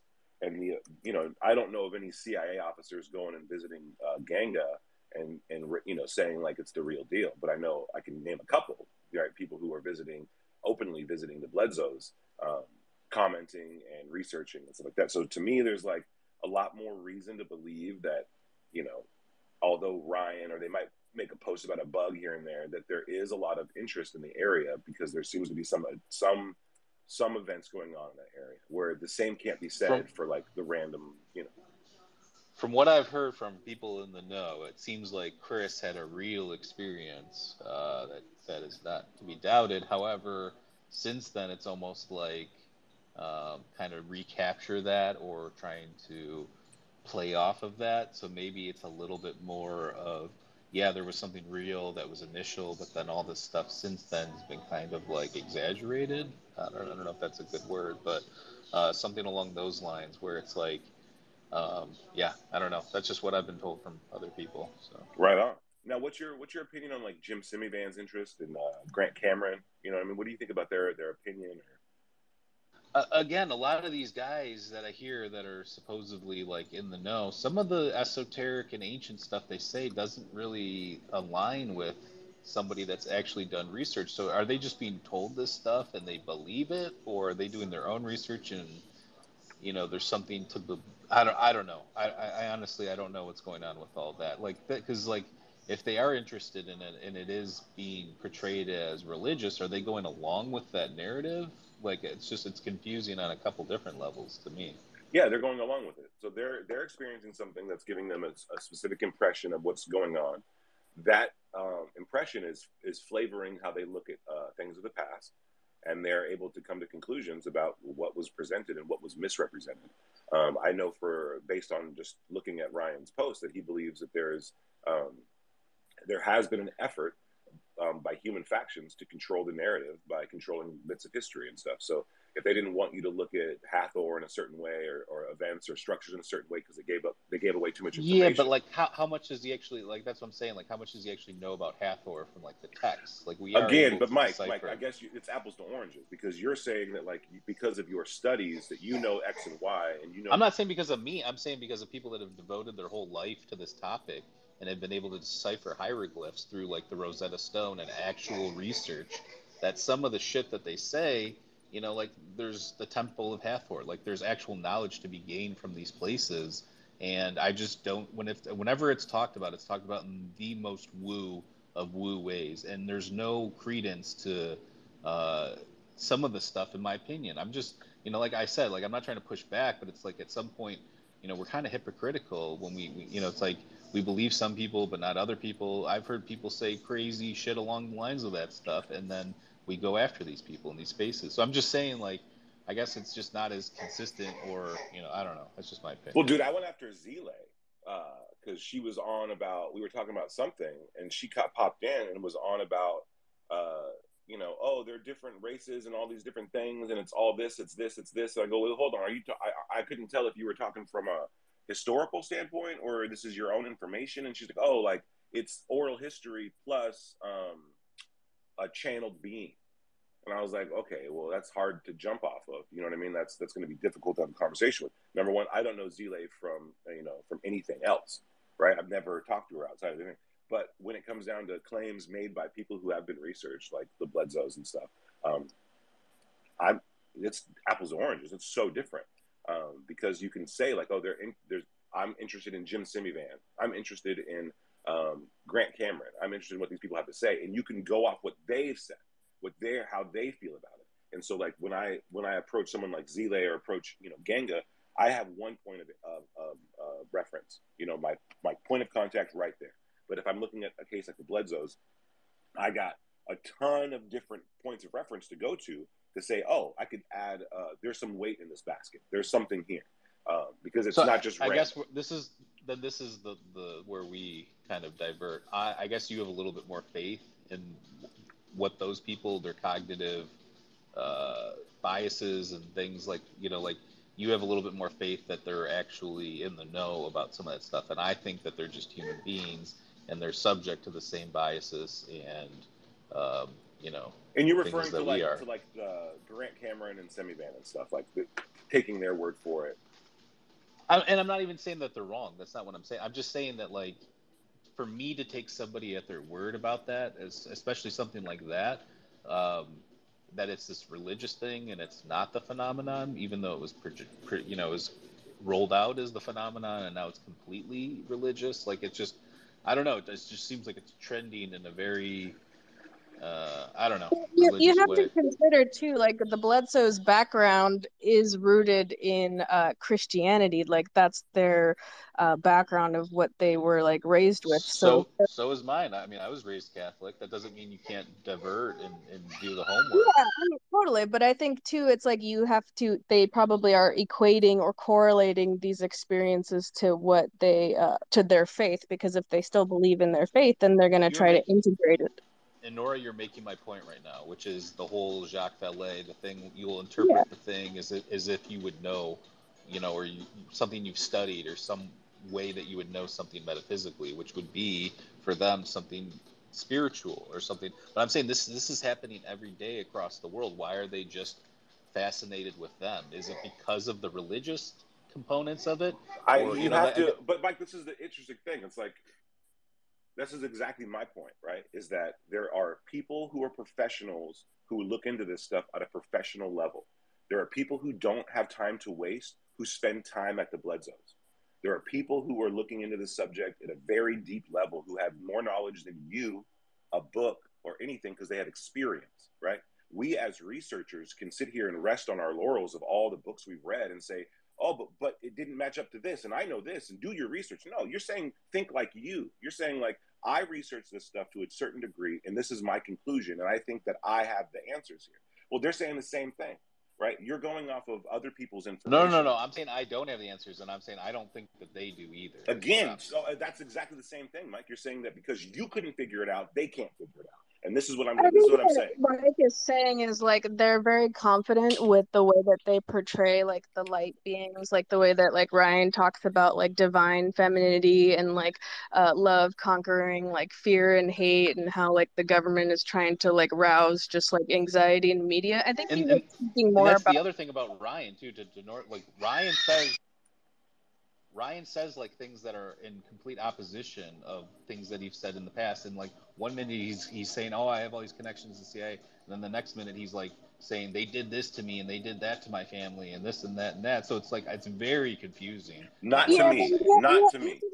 You have to remember too, like he's a young kid in his like early 20s, so he's just kind of coming out the gate trying to like roar like a little lion because he's getting all this attention. And if he correlates like certain ancient mysteries to his experience, it's probably just him trying to find a connection. Like we do see like similar things, like you know, like Isis, Hathor, Mary, like these are all motherly light beings. So there is like it's all essentially the same thing in my mind, but he just has more confidence with it because he's like it's like his whole life right now since he was like a teenager. Yeah, you gotta look at it. You gotta look at it in context. So you believe, Sam, that they do have the answers, is what you're telling me? No. What I'm saying is that just because you read a book doesn't mean anything.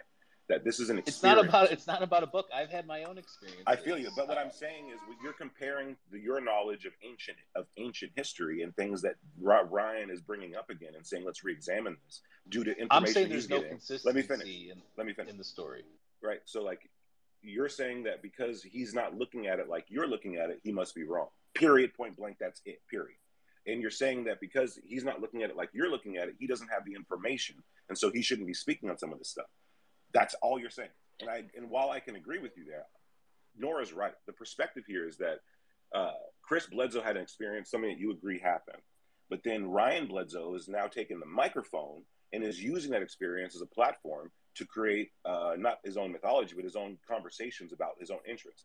And because of that, people might think that he's coming from a place of authority. I don't think so. I think Nora's right. He's a young kid who's flexing his muscle, who has a lot of this insider information, who's mixed up in something that's bigger than him, and he's trying his best to use it as a platform to create something for himself. Any kid would do the same thing, but I don't listen to Ryan Bledsoe and go, oh, this guy has the answers. I listen to Ryan Bledsoe and go, oh, this guy's connected to Chris, and he has a lot of these jumping off points that he's going to start to explore. I think Ryan is at the age now where like he can in 2-3 years, he can start going like, oh, I was so wrong. Look how dumb I was.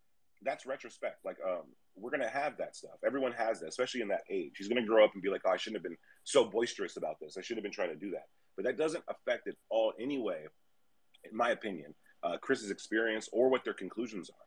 And I think that like there is reason to doubt our understanding of the ancient world. And I think that there are people who are around who can pull from the ether and get information about the past that we might not know, that might color it a little bit differently. So like, I just say like, while they're here, while they're pulling the stuff out, it's interesting to listen to. And it helps me kind of reframe bigger picture stuff about the past of what could have been possible and also what's going on now. And that includes like the government disclosure process.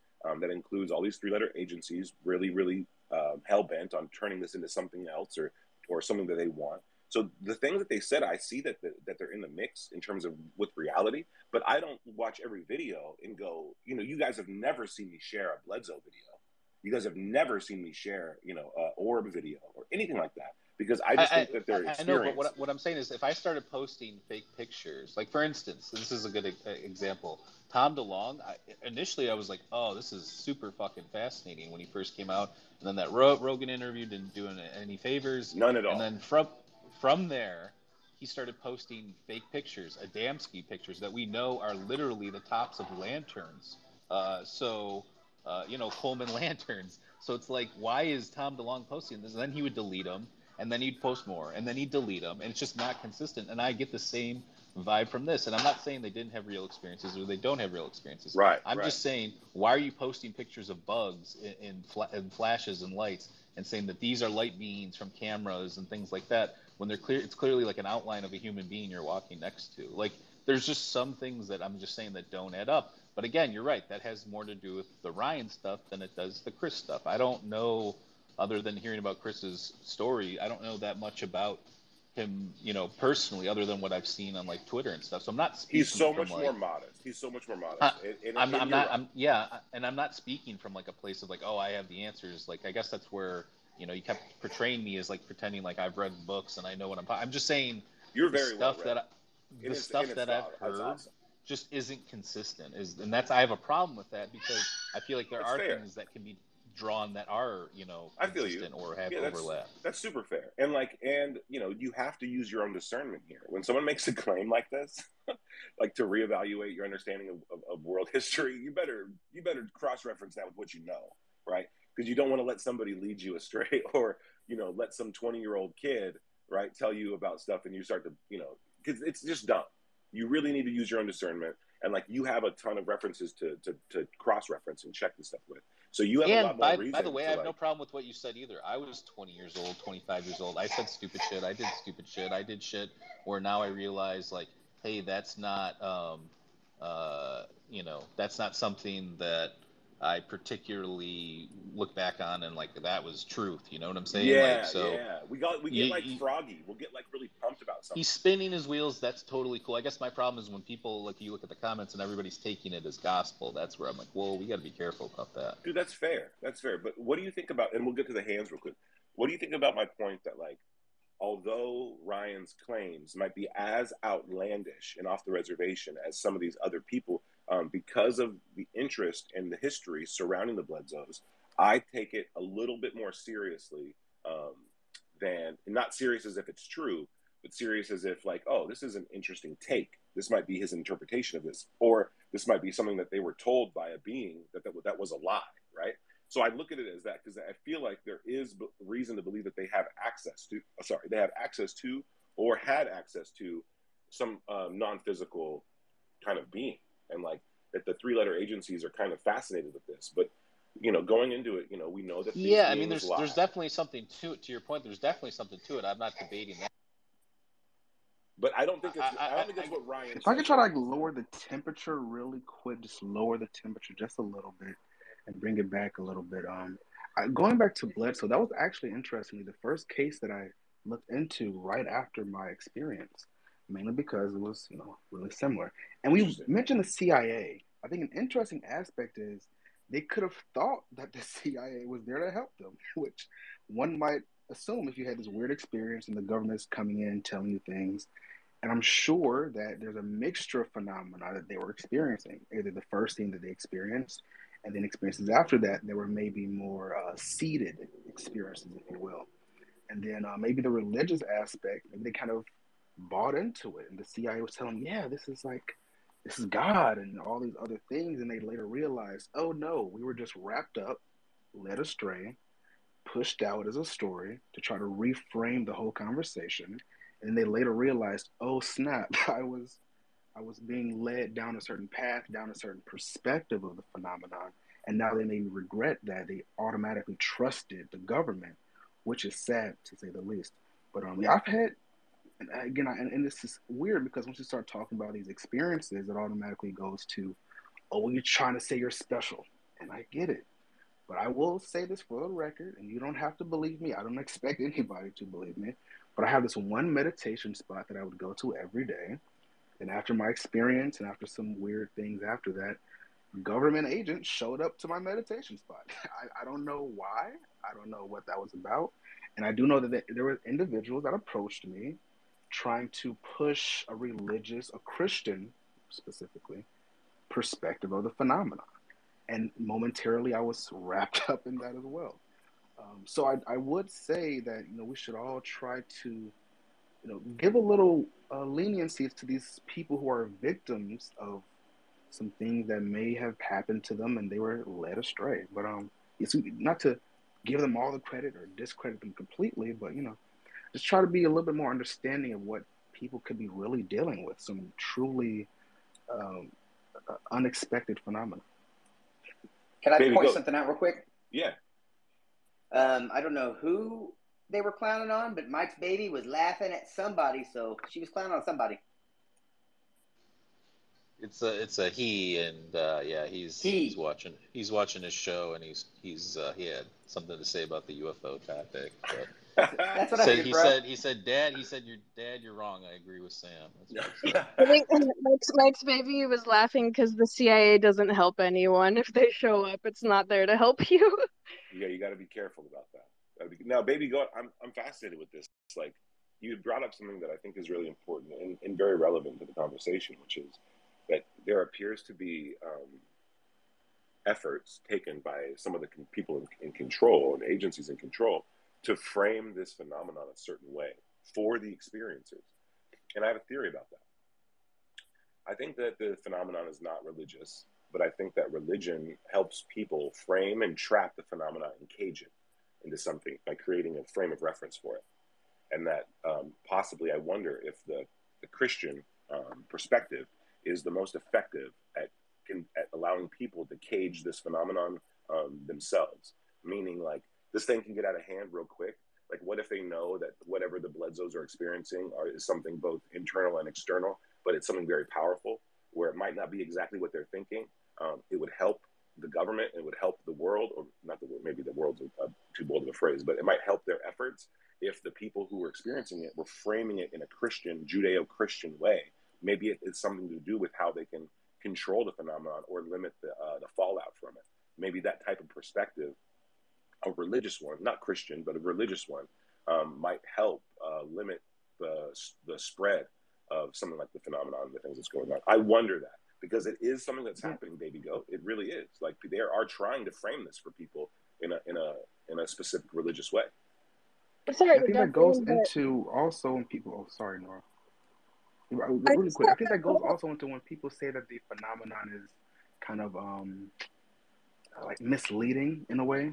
How the phenomenon may, not necessarily want to communicate with certain individuals. And if I were a phenomenon that came upon an Earth that had control structures in place to, box in, if you will, the populace, and I could see how going to the government may not be the first step. I could see how when the government wants to find out information, you may be like, let me go to the people instead. Then the government goes to those same people and wraps them up and, et cetera, et cetera. So I think you need to step back and say maybe everything that we think and know could be misguided. And maybe the phenomena is trying to come in and share some information. Like, the populace isn't ready for that. Let's make this something else.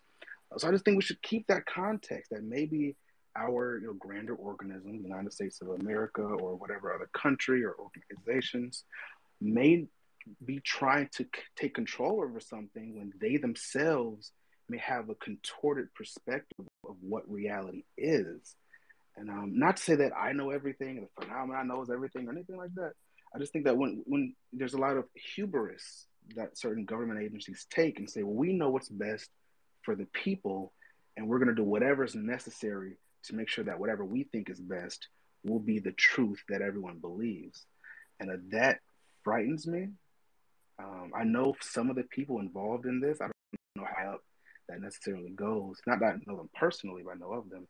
But I don't want to get to the people who had their hands up as well. And sorry for cutting you off, Nora. Oh, it's okay. I don't want to jump in front of the other people, but I just wanted to mention, isn't the whole reason that the Bledsoes are getting attention is not because they had an experience, but because after that experience, they were like healing people, like some lady with like cancer or something. Do I have that right? Those events I think happened, but the reason why they got attention was because of the case, the report. There are things in the report that ring true to certain aspects of what the government knows is going on. That's my opinion. And it was because of that report that they got attention. Because a lot of people have these experiences, they don't report it honestly. So there's a lot of missing points people will leave out because it's awkward or it's weird or it's sexual or, you know what I mean? It's emotional. And so they'll leave things out because, you know, you go to report a UFO case, you probably think you probably are prepared to say, oh, it was a UFO and there was a being there and all this stuff, right? Like, so there are like those normal aspects of the phenomenon, but when it starts to get into the nitty gritty of like, oh, dude, like they said this about me and I have to do this, like that some people leave out because it's so personal. But I think Chris included it in his original report and continued to expand on it, and that's what got the attention. And then I think obviously like the healing thing I think started to take place, but that was, I want to say it was a little bit afterwards. After the initial report and while he was trying to kind of cope with what was going on. And so like there have been a lot of different developments because I think Chris is learning a lot about it and or getting information about it from both the government and maybe his own experiences too. So there's that, but it's constantly in flux. But I think the reason that originally got the government's attention was just the details in the series of events as he reported them, which I could be wrong. I could totally be wrong, but that's what I I just wanted to point out, it's not that again that I don't believe them. It's just that with the Sun's post, there's just inconsistencies, and you made a good point, Sam. I think I'm basing my opinions on that kind of, which I mean shouldn't be, that shouldn't be the case. But I mean, I guess. But it's natural to. It's natural to. He's out there. He's boisterous. He's a loud voice, and so. You wonder too, like how much is he speaking on for his dad, since his dad's like not on Twitter. I guess that's what I was saying is like, is this coming from him specifically, or is this coming from his dad?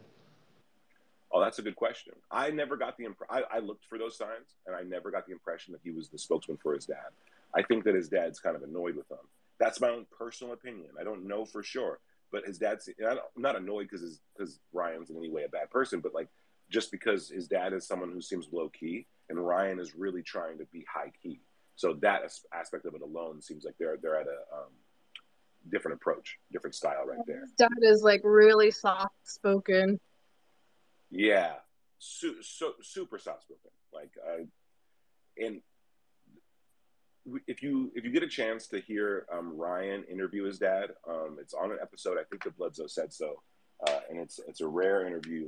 But in this interview, you can see like right away the dynamic of what's going on, which is that Ryan's trying to turn this into something as a way to heal from the trauma of the mistreatment and also just the experience itself, right, of having his family go through this. And he's trying to turn it into a strength and a stepping stone. But in the process, he's being very forceful because he's very young, right? And by very forceful, I just mean turning it into kind of a spectacle a little bit. And then, but in doing so, not to make money off of it, but to make it a strength for his family, as opposed to, like I said, as opposed to this other thing. And you can see that with his siblings too. They're ready to turn this into something better than it has been for them. And so, like in that aspect, I don't think his dad shares that interest at all. His dad's having these experiences. His dad is forever changed by them. His dad has seen what he believes to be angels. You don't see angels as a normal person and then like go on a podcast and just brag about it and laugh about it. And when Ryan wanted his dad to talk about it, his dad was very guarded. And it was just, they were coming at it from two completely different perspectives. That's what I can say about the episode, the the interview of Ryan and his dad. It just showed that they were I'll coming check. at this from I'll check different that out then. perspectives. Thank you, because like I said, that my opinion has been colored by what I've seen post wise. So Yeah, Being that's actually a really great interview. And even in that interview, Ryan talks about experiencing synchronicities, about talking about his dad's experience. So I think for him, like he feels like this is like his life's purpose. He's turned it into his career and he's just going off of that. So I wouldn't put too much credence into taking everything he says literally, but they're definitely an interesting family. being an experiencer has to be taken really seriously because it's real easy. Sometimes I know one, and it's real easy for them to end up in a Truman Show scenario where the government goes to everyone around them except them, and they're being monitored all the time by their closest friends and family, and they might not know it. So that's something to be cautious of as an experiencer. Cabriolet, dude, thank you for that. That's a good point, and it's a very, very good point. And thanks for being here. Shane, let's get around the room again. We got Event Horizon in the room. Good to see you, bud. And then Audley's going to be popping back in. Sorry that we went on this little tangent. I think it's important to the culture. I think it's important to the community. I think the Bledsoe case and the way that it's being publicized, and it speaks to a lot, and there's a lot to decipher there. So I'm glad we explored it for a little bit. Let's get to Event Horizon. I was just going to comment on that, and I wrote down my little notes, so I'll be concise. But so here's on the Bledsoe thing. Like, I agree. I saw that same documentary interview you're talking about, and I saw when he was talking to his pops. He was kind of pushing, like, is that what it meant, Pops? Is this what it meant? And then the dad was just like not taking it. Like he was not going deeper into how to interpret, whatever it was. But you could see his son was more excited to get something more, I don't know, more enthusiastic, like he wanted his dad to say more. Like he was baiting his dad to come and it's like, put your spin on it, Dad. But the dad is just like, I'm just telling you what I was told. Like he doesn't add anything to it. That's a sense I get. And I think he senses those moments? Did you catch those moments where he's like, no, Dad, you can talk about it. We're safe here. We can talk about it. And his dad didn't feel unsafe. He just didn't want to talk about it. And Ryan kept thinking like, oh no, we're cool, Dad. We're cool. You can talk. It's like, dude, you're not reading your, your dad's body language is clearly saying something. And I don't know Chris better than Ryan. I don't want to suggest that at all. But I did pick up on those things in the interview. You're totally right. Yeah. That's just another sign, though, of how young he is, because he's like, well, what does it mean? What does it mean? And his dad is like, this is the experience. Like, take from it what you will. And he's like, no, I need an answer. Like, right. No, I get, and I get that, and that's why I'm more forgiving with this young guy, just because I think the fact that he's got a voice and he does have some valid experiences, at least his father does. Like that burning tree thing was totally trippy. But as long as he's getting it out there and make it more visible, some more mainstream can get on board with this and break down the secrecy that's been going on. But the other thing that was, his son did post something recently, and he said it was like a purple orb, or it looked like it was a meteor. I really believe in. And Greenwald from Black Vault posted that. So this is kind of disingenuous, dude. And he's just like, yeah, whatever. So he's starting to get this blind faith, or that's the scary part, like when you start misinterpreting stuff. But his dad, I think, that's what I was back to up on, by the way. That's the yeah, vibe. exactly. So exactly, and that's why. Yep. I'm gonna go back and watch it because listening to what you're saying, I think I might be more interested now in what the dad has to say than the whole.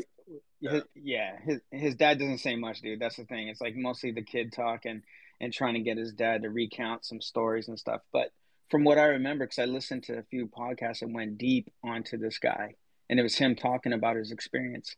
I think when he had his first experience, it was like 2008, and nothing was really made of that. Like, I think he did a MUFON report, but like, I don't think anything really happened. It was 2012 when he saw the lady, and she imparted on him the healing gift, right? And that's when NASA and the CIA and everything else started coming, because they're like, oh wait, the lady? Like, they got really keen to that. And when he was saying, and this is the father, the orbs get real close to him, and he had Crohn's disease. The Crohn's disease is gone, but he has rheumatoid arthritis now. And the NASA guy that he talked to, a friend of NASA, said, yes, this is a byproduct of being close to these orbs. They can create these illnesses in you.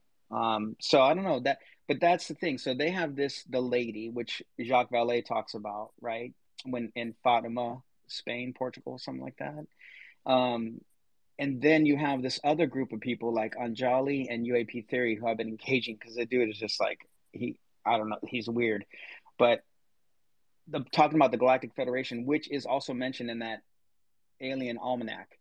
So there's like this factions are Galactic Federation, right? Like, this huge body of extraterrestrials.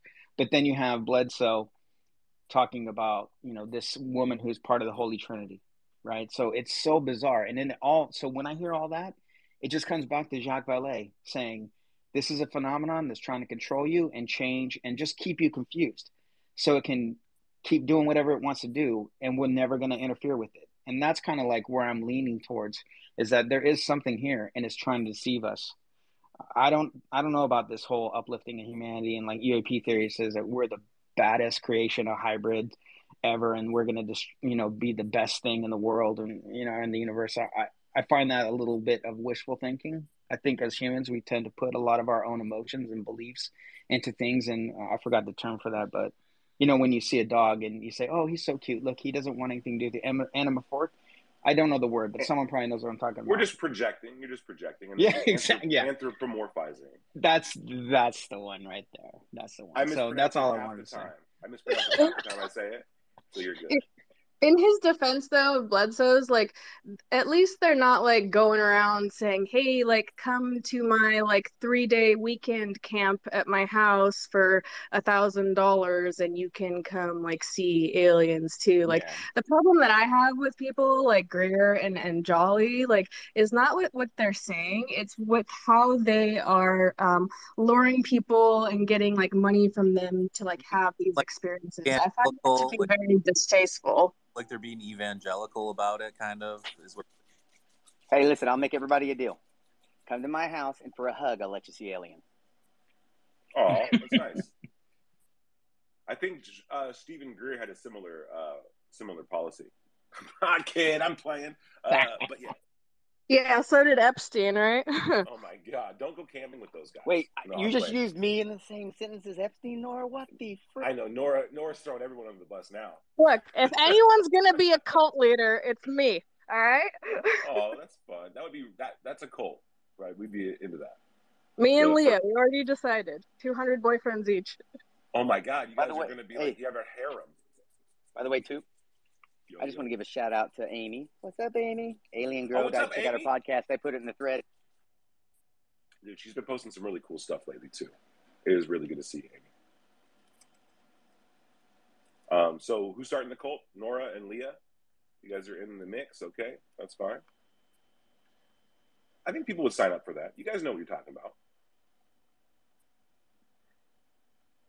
I think I got a reading once that said I was a cult leader. So I just try to steer clear of that. Oh, by the way, too, but I'm really curious. What's your zodiac sign? I'm a Pisces. Really? So is Jesus. Apparently, Pisces make good preachers and leaders. So maybe you are destined for that. I know, right? Right? So there's this, what's interesting is I found this dude, and oddly, we'll get right to you after this 30-minute departure from the topic. No, I'm playing. I'll be really quick. Okay, so I found out this guy shares my birthday, shares my heritage, shares my the city I live in, and then shares a lot of my interests. And this guy is, I think his name is Wallace Dodd Ford, and he started Islam, the Nation of Islam. He's like Brother Muhammad or whatever. He's like the first guy, and he's from Portland. He's Polynesian from Tonga and New Zealand, and we have the same birthday, same. I mean, there's so many like things there. I was like, oh, that's interesting. But he started his own little cult, and they're still riding high. So yeah, if you ever hear about Brother Wallace Dodd Ford or whatever, that's the dude. And everyone thought he was black. The dude was Polynesian. No one knew. No one knows. People don't really talk about that. But yeah, so maybe there's something to that, Nora. So if you need any assistance on the cult, I'm here. Let's get over to Oddly before we start ourselves the new Heaven's Gate. Oh yeah. So I was just gonna say, listen to all you guys. It's a great conversation. It's awesome. Just really quickly, based on the interviews recently from Gary Nolan, talking about how the phenomenon would appear to you in a familiar way. if you look at the oldest literature on Earth coming up to today, if there was someone studying us, and again, I don't know what's happening, but I was wondering these days about mimicry, if they would mimic religious experiences for us to be more familiar to us. So, and what got me started on this is I started reading about sleep paralysis and the history of incubus and succubi, just because they sound very familiar to a lot of the experiences that some people have. And so, and when you look at Marian apparitions and et cetera, et cetera. So listening to Gary recently, him talking about how they would appear to us with something that is familiar to humanity, I've been wondering whether that's the case, right? If they're using or exploiting our folklore or our, our history, our myths to sort of, A, have contact with us, and B, to do it in a way that can be either discounted, as a religious experience or as a hoax, or, you know what I mean? Have any of you ever wondered about that? Whether there's Absolutely. a mimicry I think, going on? I think Nora touched on it too. Like, it's like you said two things. Like, number one, are they mimicking something, but also are they utilizing already established neural pathways in the human mind in order to be more present? I think so. And then Nora referenced the idea that the Bledsoes had been have a very strong religious background, and so they were it flavored and colored their experiences, and it allowed them to interpret it in a certain framework. Yeah. So like, are these things possibly presenting themselves in a way that becomes, like in a tricky way, right? Where it's like, oh, an unnatural type of connection, maybe. Well, but maybe it's just the nature of their downloads and the nature of their existence that they're going to use people's strongest interpretations. Like even Edgar Cayce, all of his readings were like thou and all these like very religious terminology and phrases. And even his children came out and said, we think that like that was because he was so Christian. We think that like he read the Bible so many times, that's how he restated this information, was in a biblical kind of framework. So I think there's something to that. And any other thoughts? I think recently what I was listening, Jacques Vallée, Passport to Magonia stuff that you're talking about.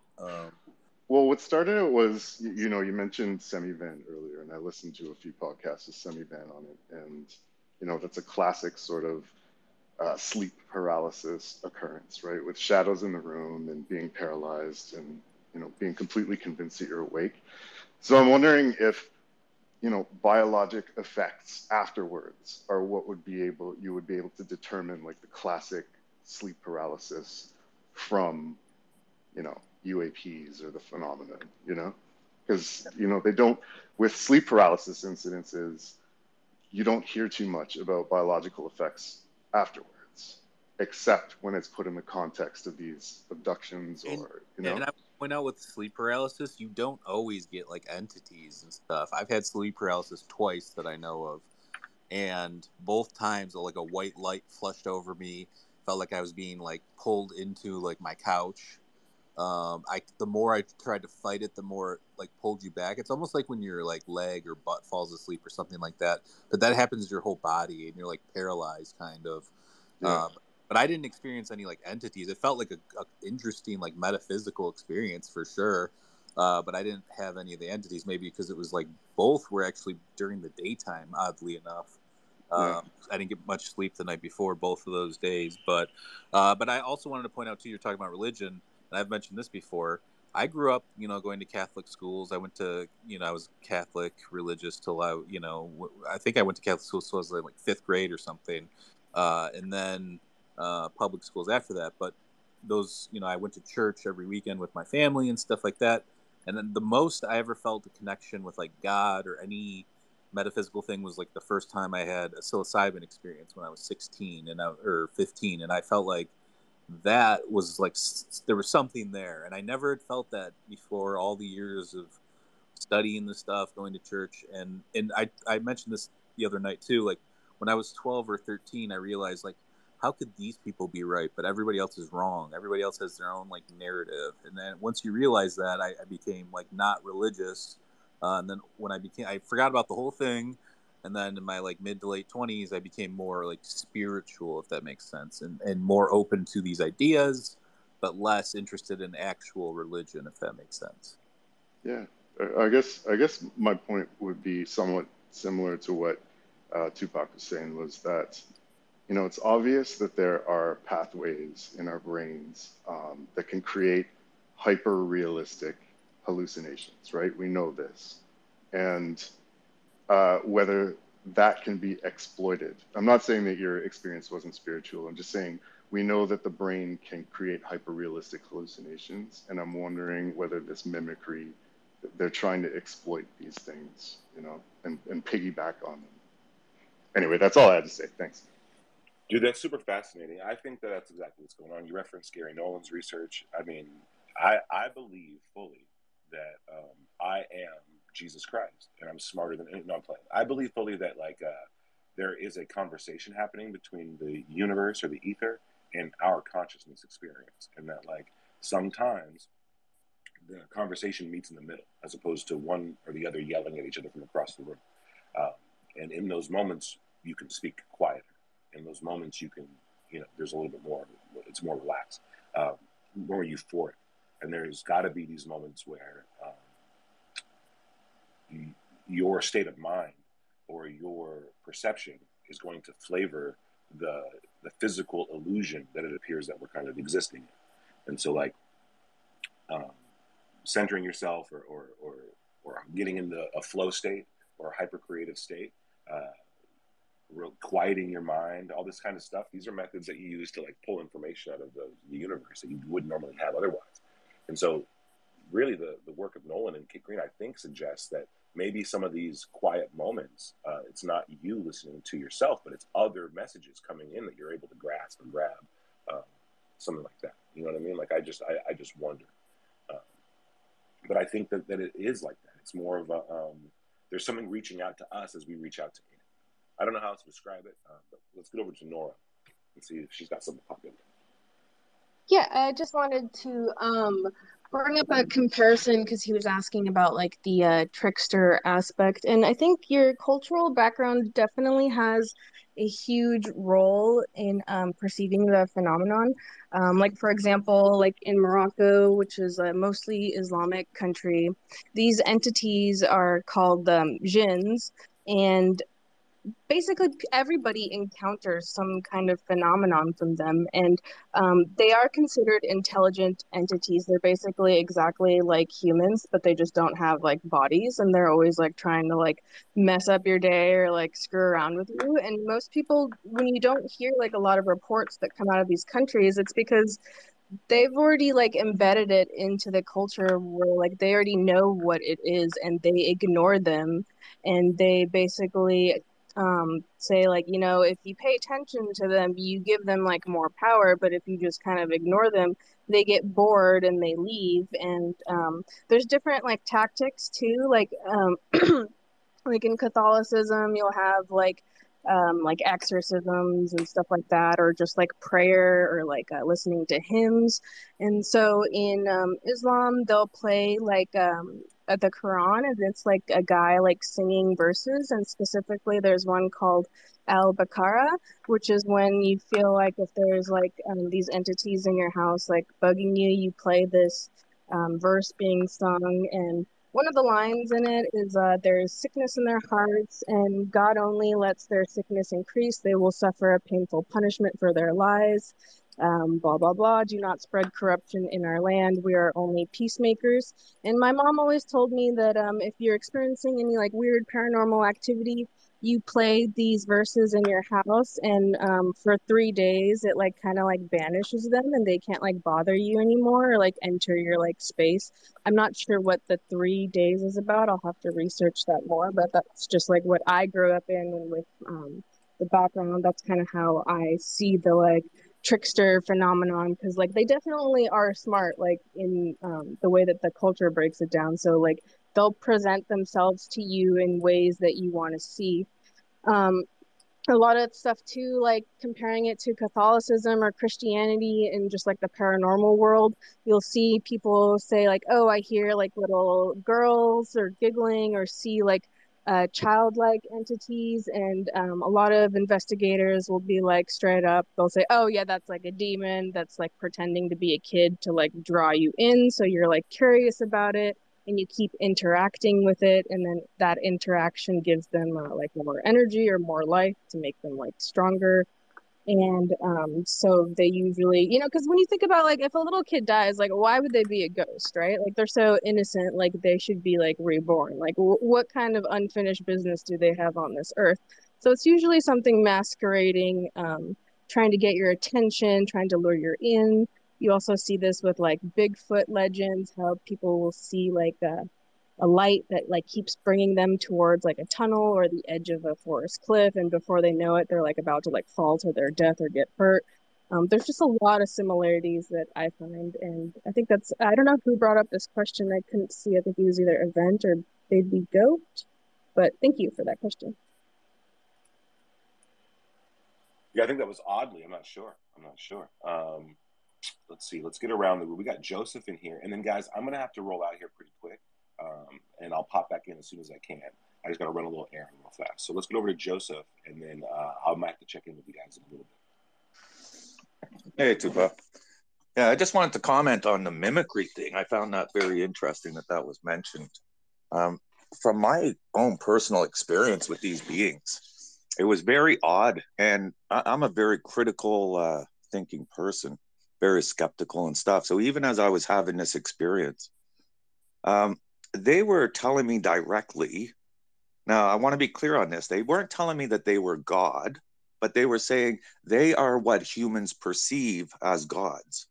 And I knew it had a lot of biblical reference and stuff to the Bible. They just gave me certain awarenesses. And I was thinking that. I was thinking mimicry. I was thinking like, are these like some beings trying to trick me or something? What done me in was later on, because up at this point, when I had contact with these beings, I was not religious, didn't follow religion. Later on, I read the Bible. I had never read the Bible before. And I was actually shocked when I started reading the Bible that the Bible wasn't talking about what religions talk about or the religious story, the narrative of the Bible. To me, it started jumping out very clear that the Bible was talking about these physical beings, how they came down, were interacting, doing, DNA upgrades over time. They were protecting a certain bloodline. That's the lineage of Seth, and it was just very interesting. And then that, for me anyways, it eliminated that mimicry aspect, because I was like, well, wait a minute, like they could be trying to trick me in my mind, but they didn't come down here and rewrite all the Bibles. You know what I mean? Like they didn't change the Bibles. The Bibles are all still written, but I don't know, perhaps they did something to me that changed how I see the gospel and how I interpreted it. I don't know, but I found it was very interesting about the mimicry. Yeah, I've got an interesting take on this too. And if anybody watches or listens to our podcast, go check out this episode we did on the Codex Gigas, which is also known as the Devil's Bible. It's not demonic. There's just one page where it's the first illustration or depiction of what's known as the devil. And it looks, oddly enough, like a DM. Correlated, there's almost very similar issues or looking or like cross whatever you want to call it, like similarities with what's known as like Heyoka, which is like Native American like tricksters, and also other types of tricksters throughout, and it correlates exactly to this person who had a DMT trip report and drew their experience. They all look very, very similar. So I just wanted to throw that out there. If you're interested in this trickster and cross-referencing stuff, I did an episode called, on the Codex Gigas, where I go through all these correlations and similarities and stuff like that. But there is a lot of similarities, and even to what Nora was saying with the jinn and stuff like that. So, and actually, I think Nora and I must first interacted. Wasn't there some sort of art post, Nora, about like a demon chained up with another demon, and we were like going back and forth on it, something like that? I don't know if you remember. Yeah, because I think it was Sotheby's posted it, and they said it was a demon and like a lady, but then we were looking at it and we're like, that's two Yeah, demons. Look it at was her one feet. Like, demon helping the person capture an actual. right. So going off of that, that reminds me of somebody was asking me something about like witches the other day, and in Morocco there's these things called shawefas, which is like the equivalent to like a witch or a psychic. And their belief system is that like every one of them has like a jinn with them, and like you can like take control of them and like have them like do like helpful stuff to you instead of like having them mess up your life. So I think that's kind of what it was trying to depict, to be honest.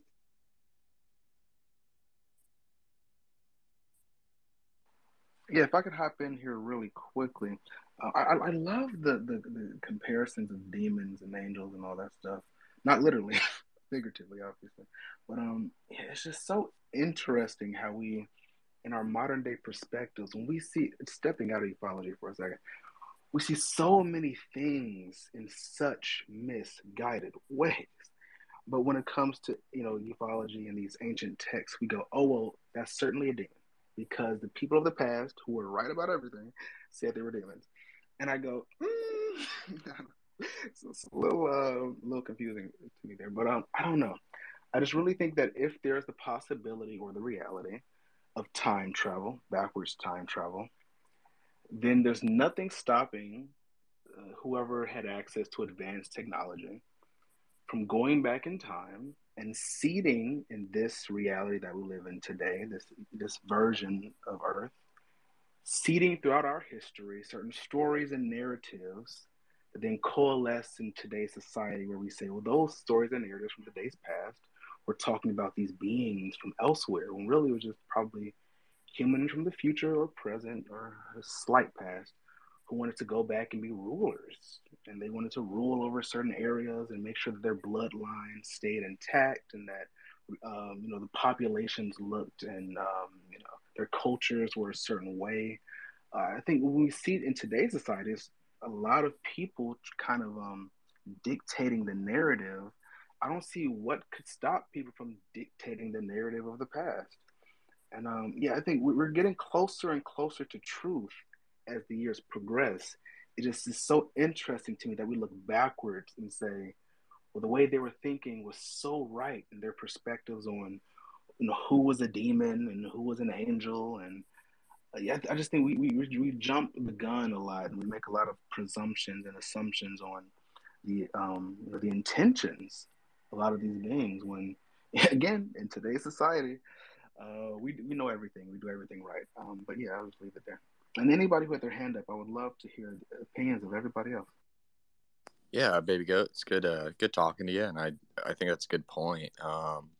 I think really, I think they were just trying to describe, back in the old days, they were just trying to describe something they didn't understand, and the only words they had, were gods and demons and angels. And I think it's almost the same kind of today. A lot of people will, I see a lot of people who come in here, they kind of draw a religious experience from it, say, like these things are demons or angels in such a way. And I don't really see that. I think they can definitely be different, but that doesn't, it's, I guess we just get caught up on definitions at that point, because the way I see an angel and a demon is something outside of us, and almost next to God in a way. So there'd be almost no, like, we're made of almost completely different stuff. And what I'm realizing is these beings, now are made up of the same stuff roughly, just organized maybe a little bit differently. And so I think we need to come up with some new terms, some new words to better accurately describe that. Hey guys, sorry, I'm gonna have to wrap it up. I'm actually leaving the weed store now. I'm gonna pack for the mountains. Somebody else wants to start a space. I'll be back later to join or whatever. So had to make sure to pack the essentials, the marijuana. So I appreciate you guys coming. Let Hey, us make know. sure Let us know if they get you, bro. If they abduct you. Oh, I will. They wouldn't let me see it though. I'm sure I'd just be walking around with a probe in me. So you know what I mean? But hit the notification bell, follow. You know, if you guys want like spaces, Mind Escape, myself. I appreciate you guys coming, man. It's been fun. I'll catch you guys tonight from the mountains. Yeah, good luck tonight. Hope you don't get probed. Great space, Shane, and I look forward to what you have to say about your experiences up there. All right, guys. Bye. It's been fun.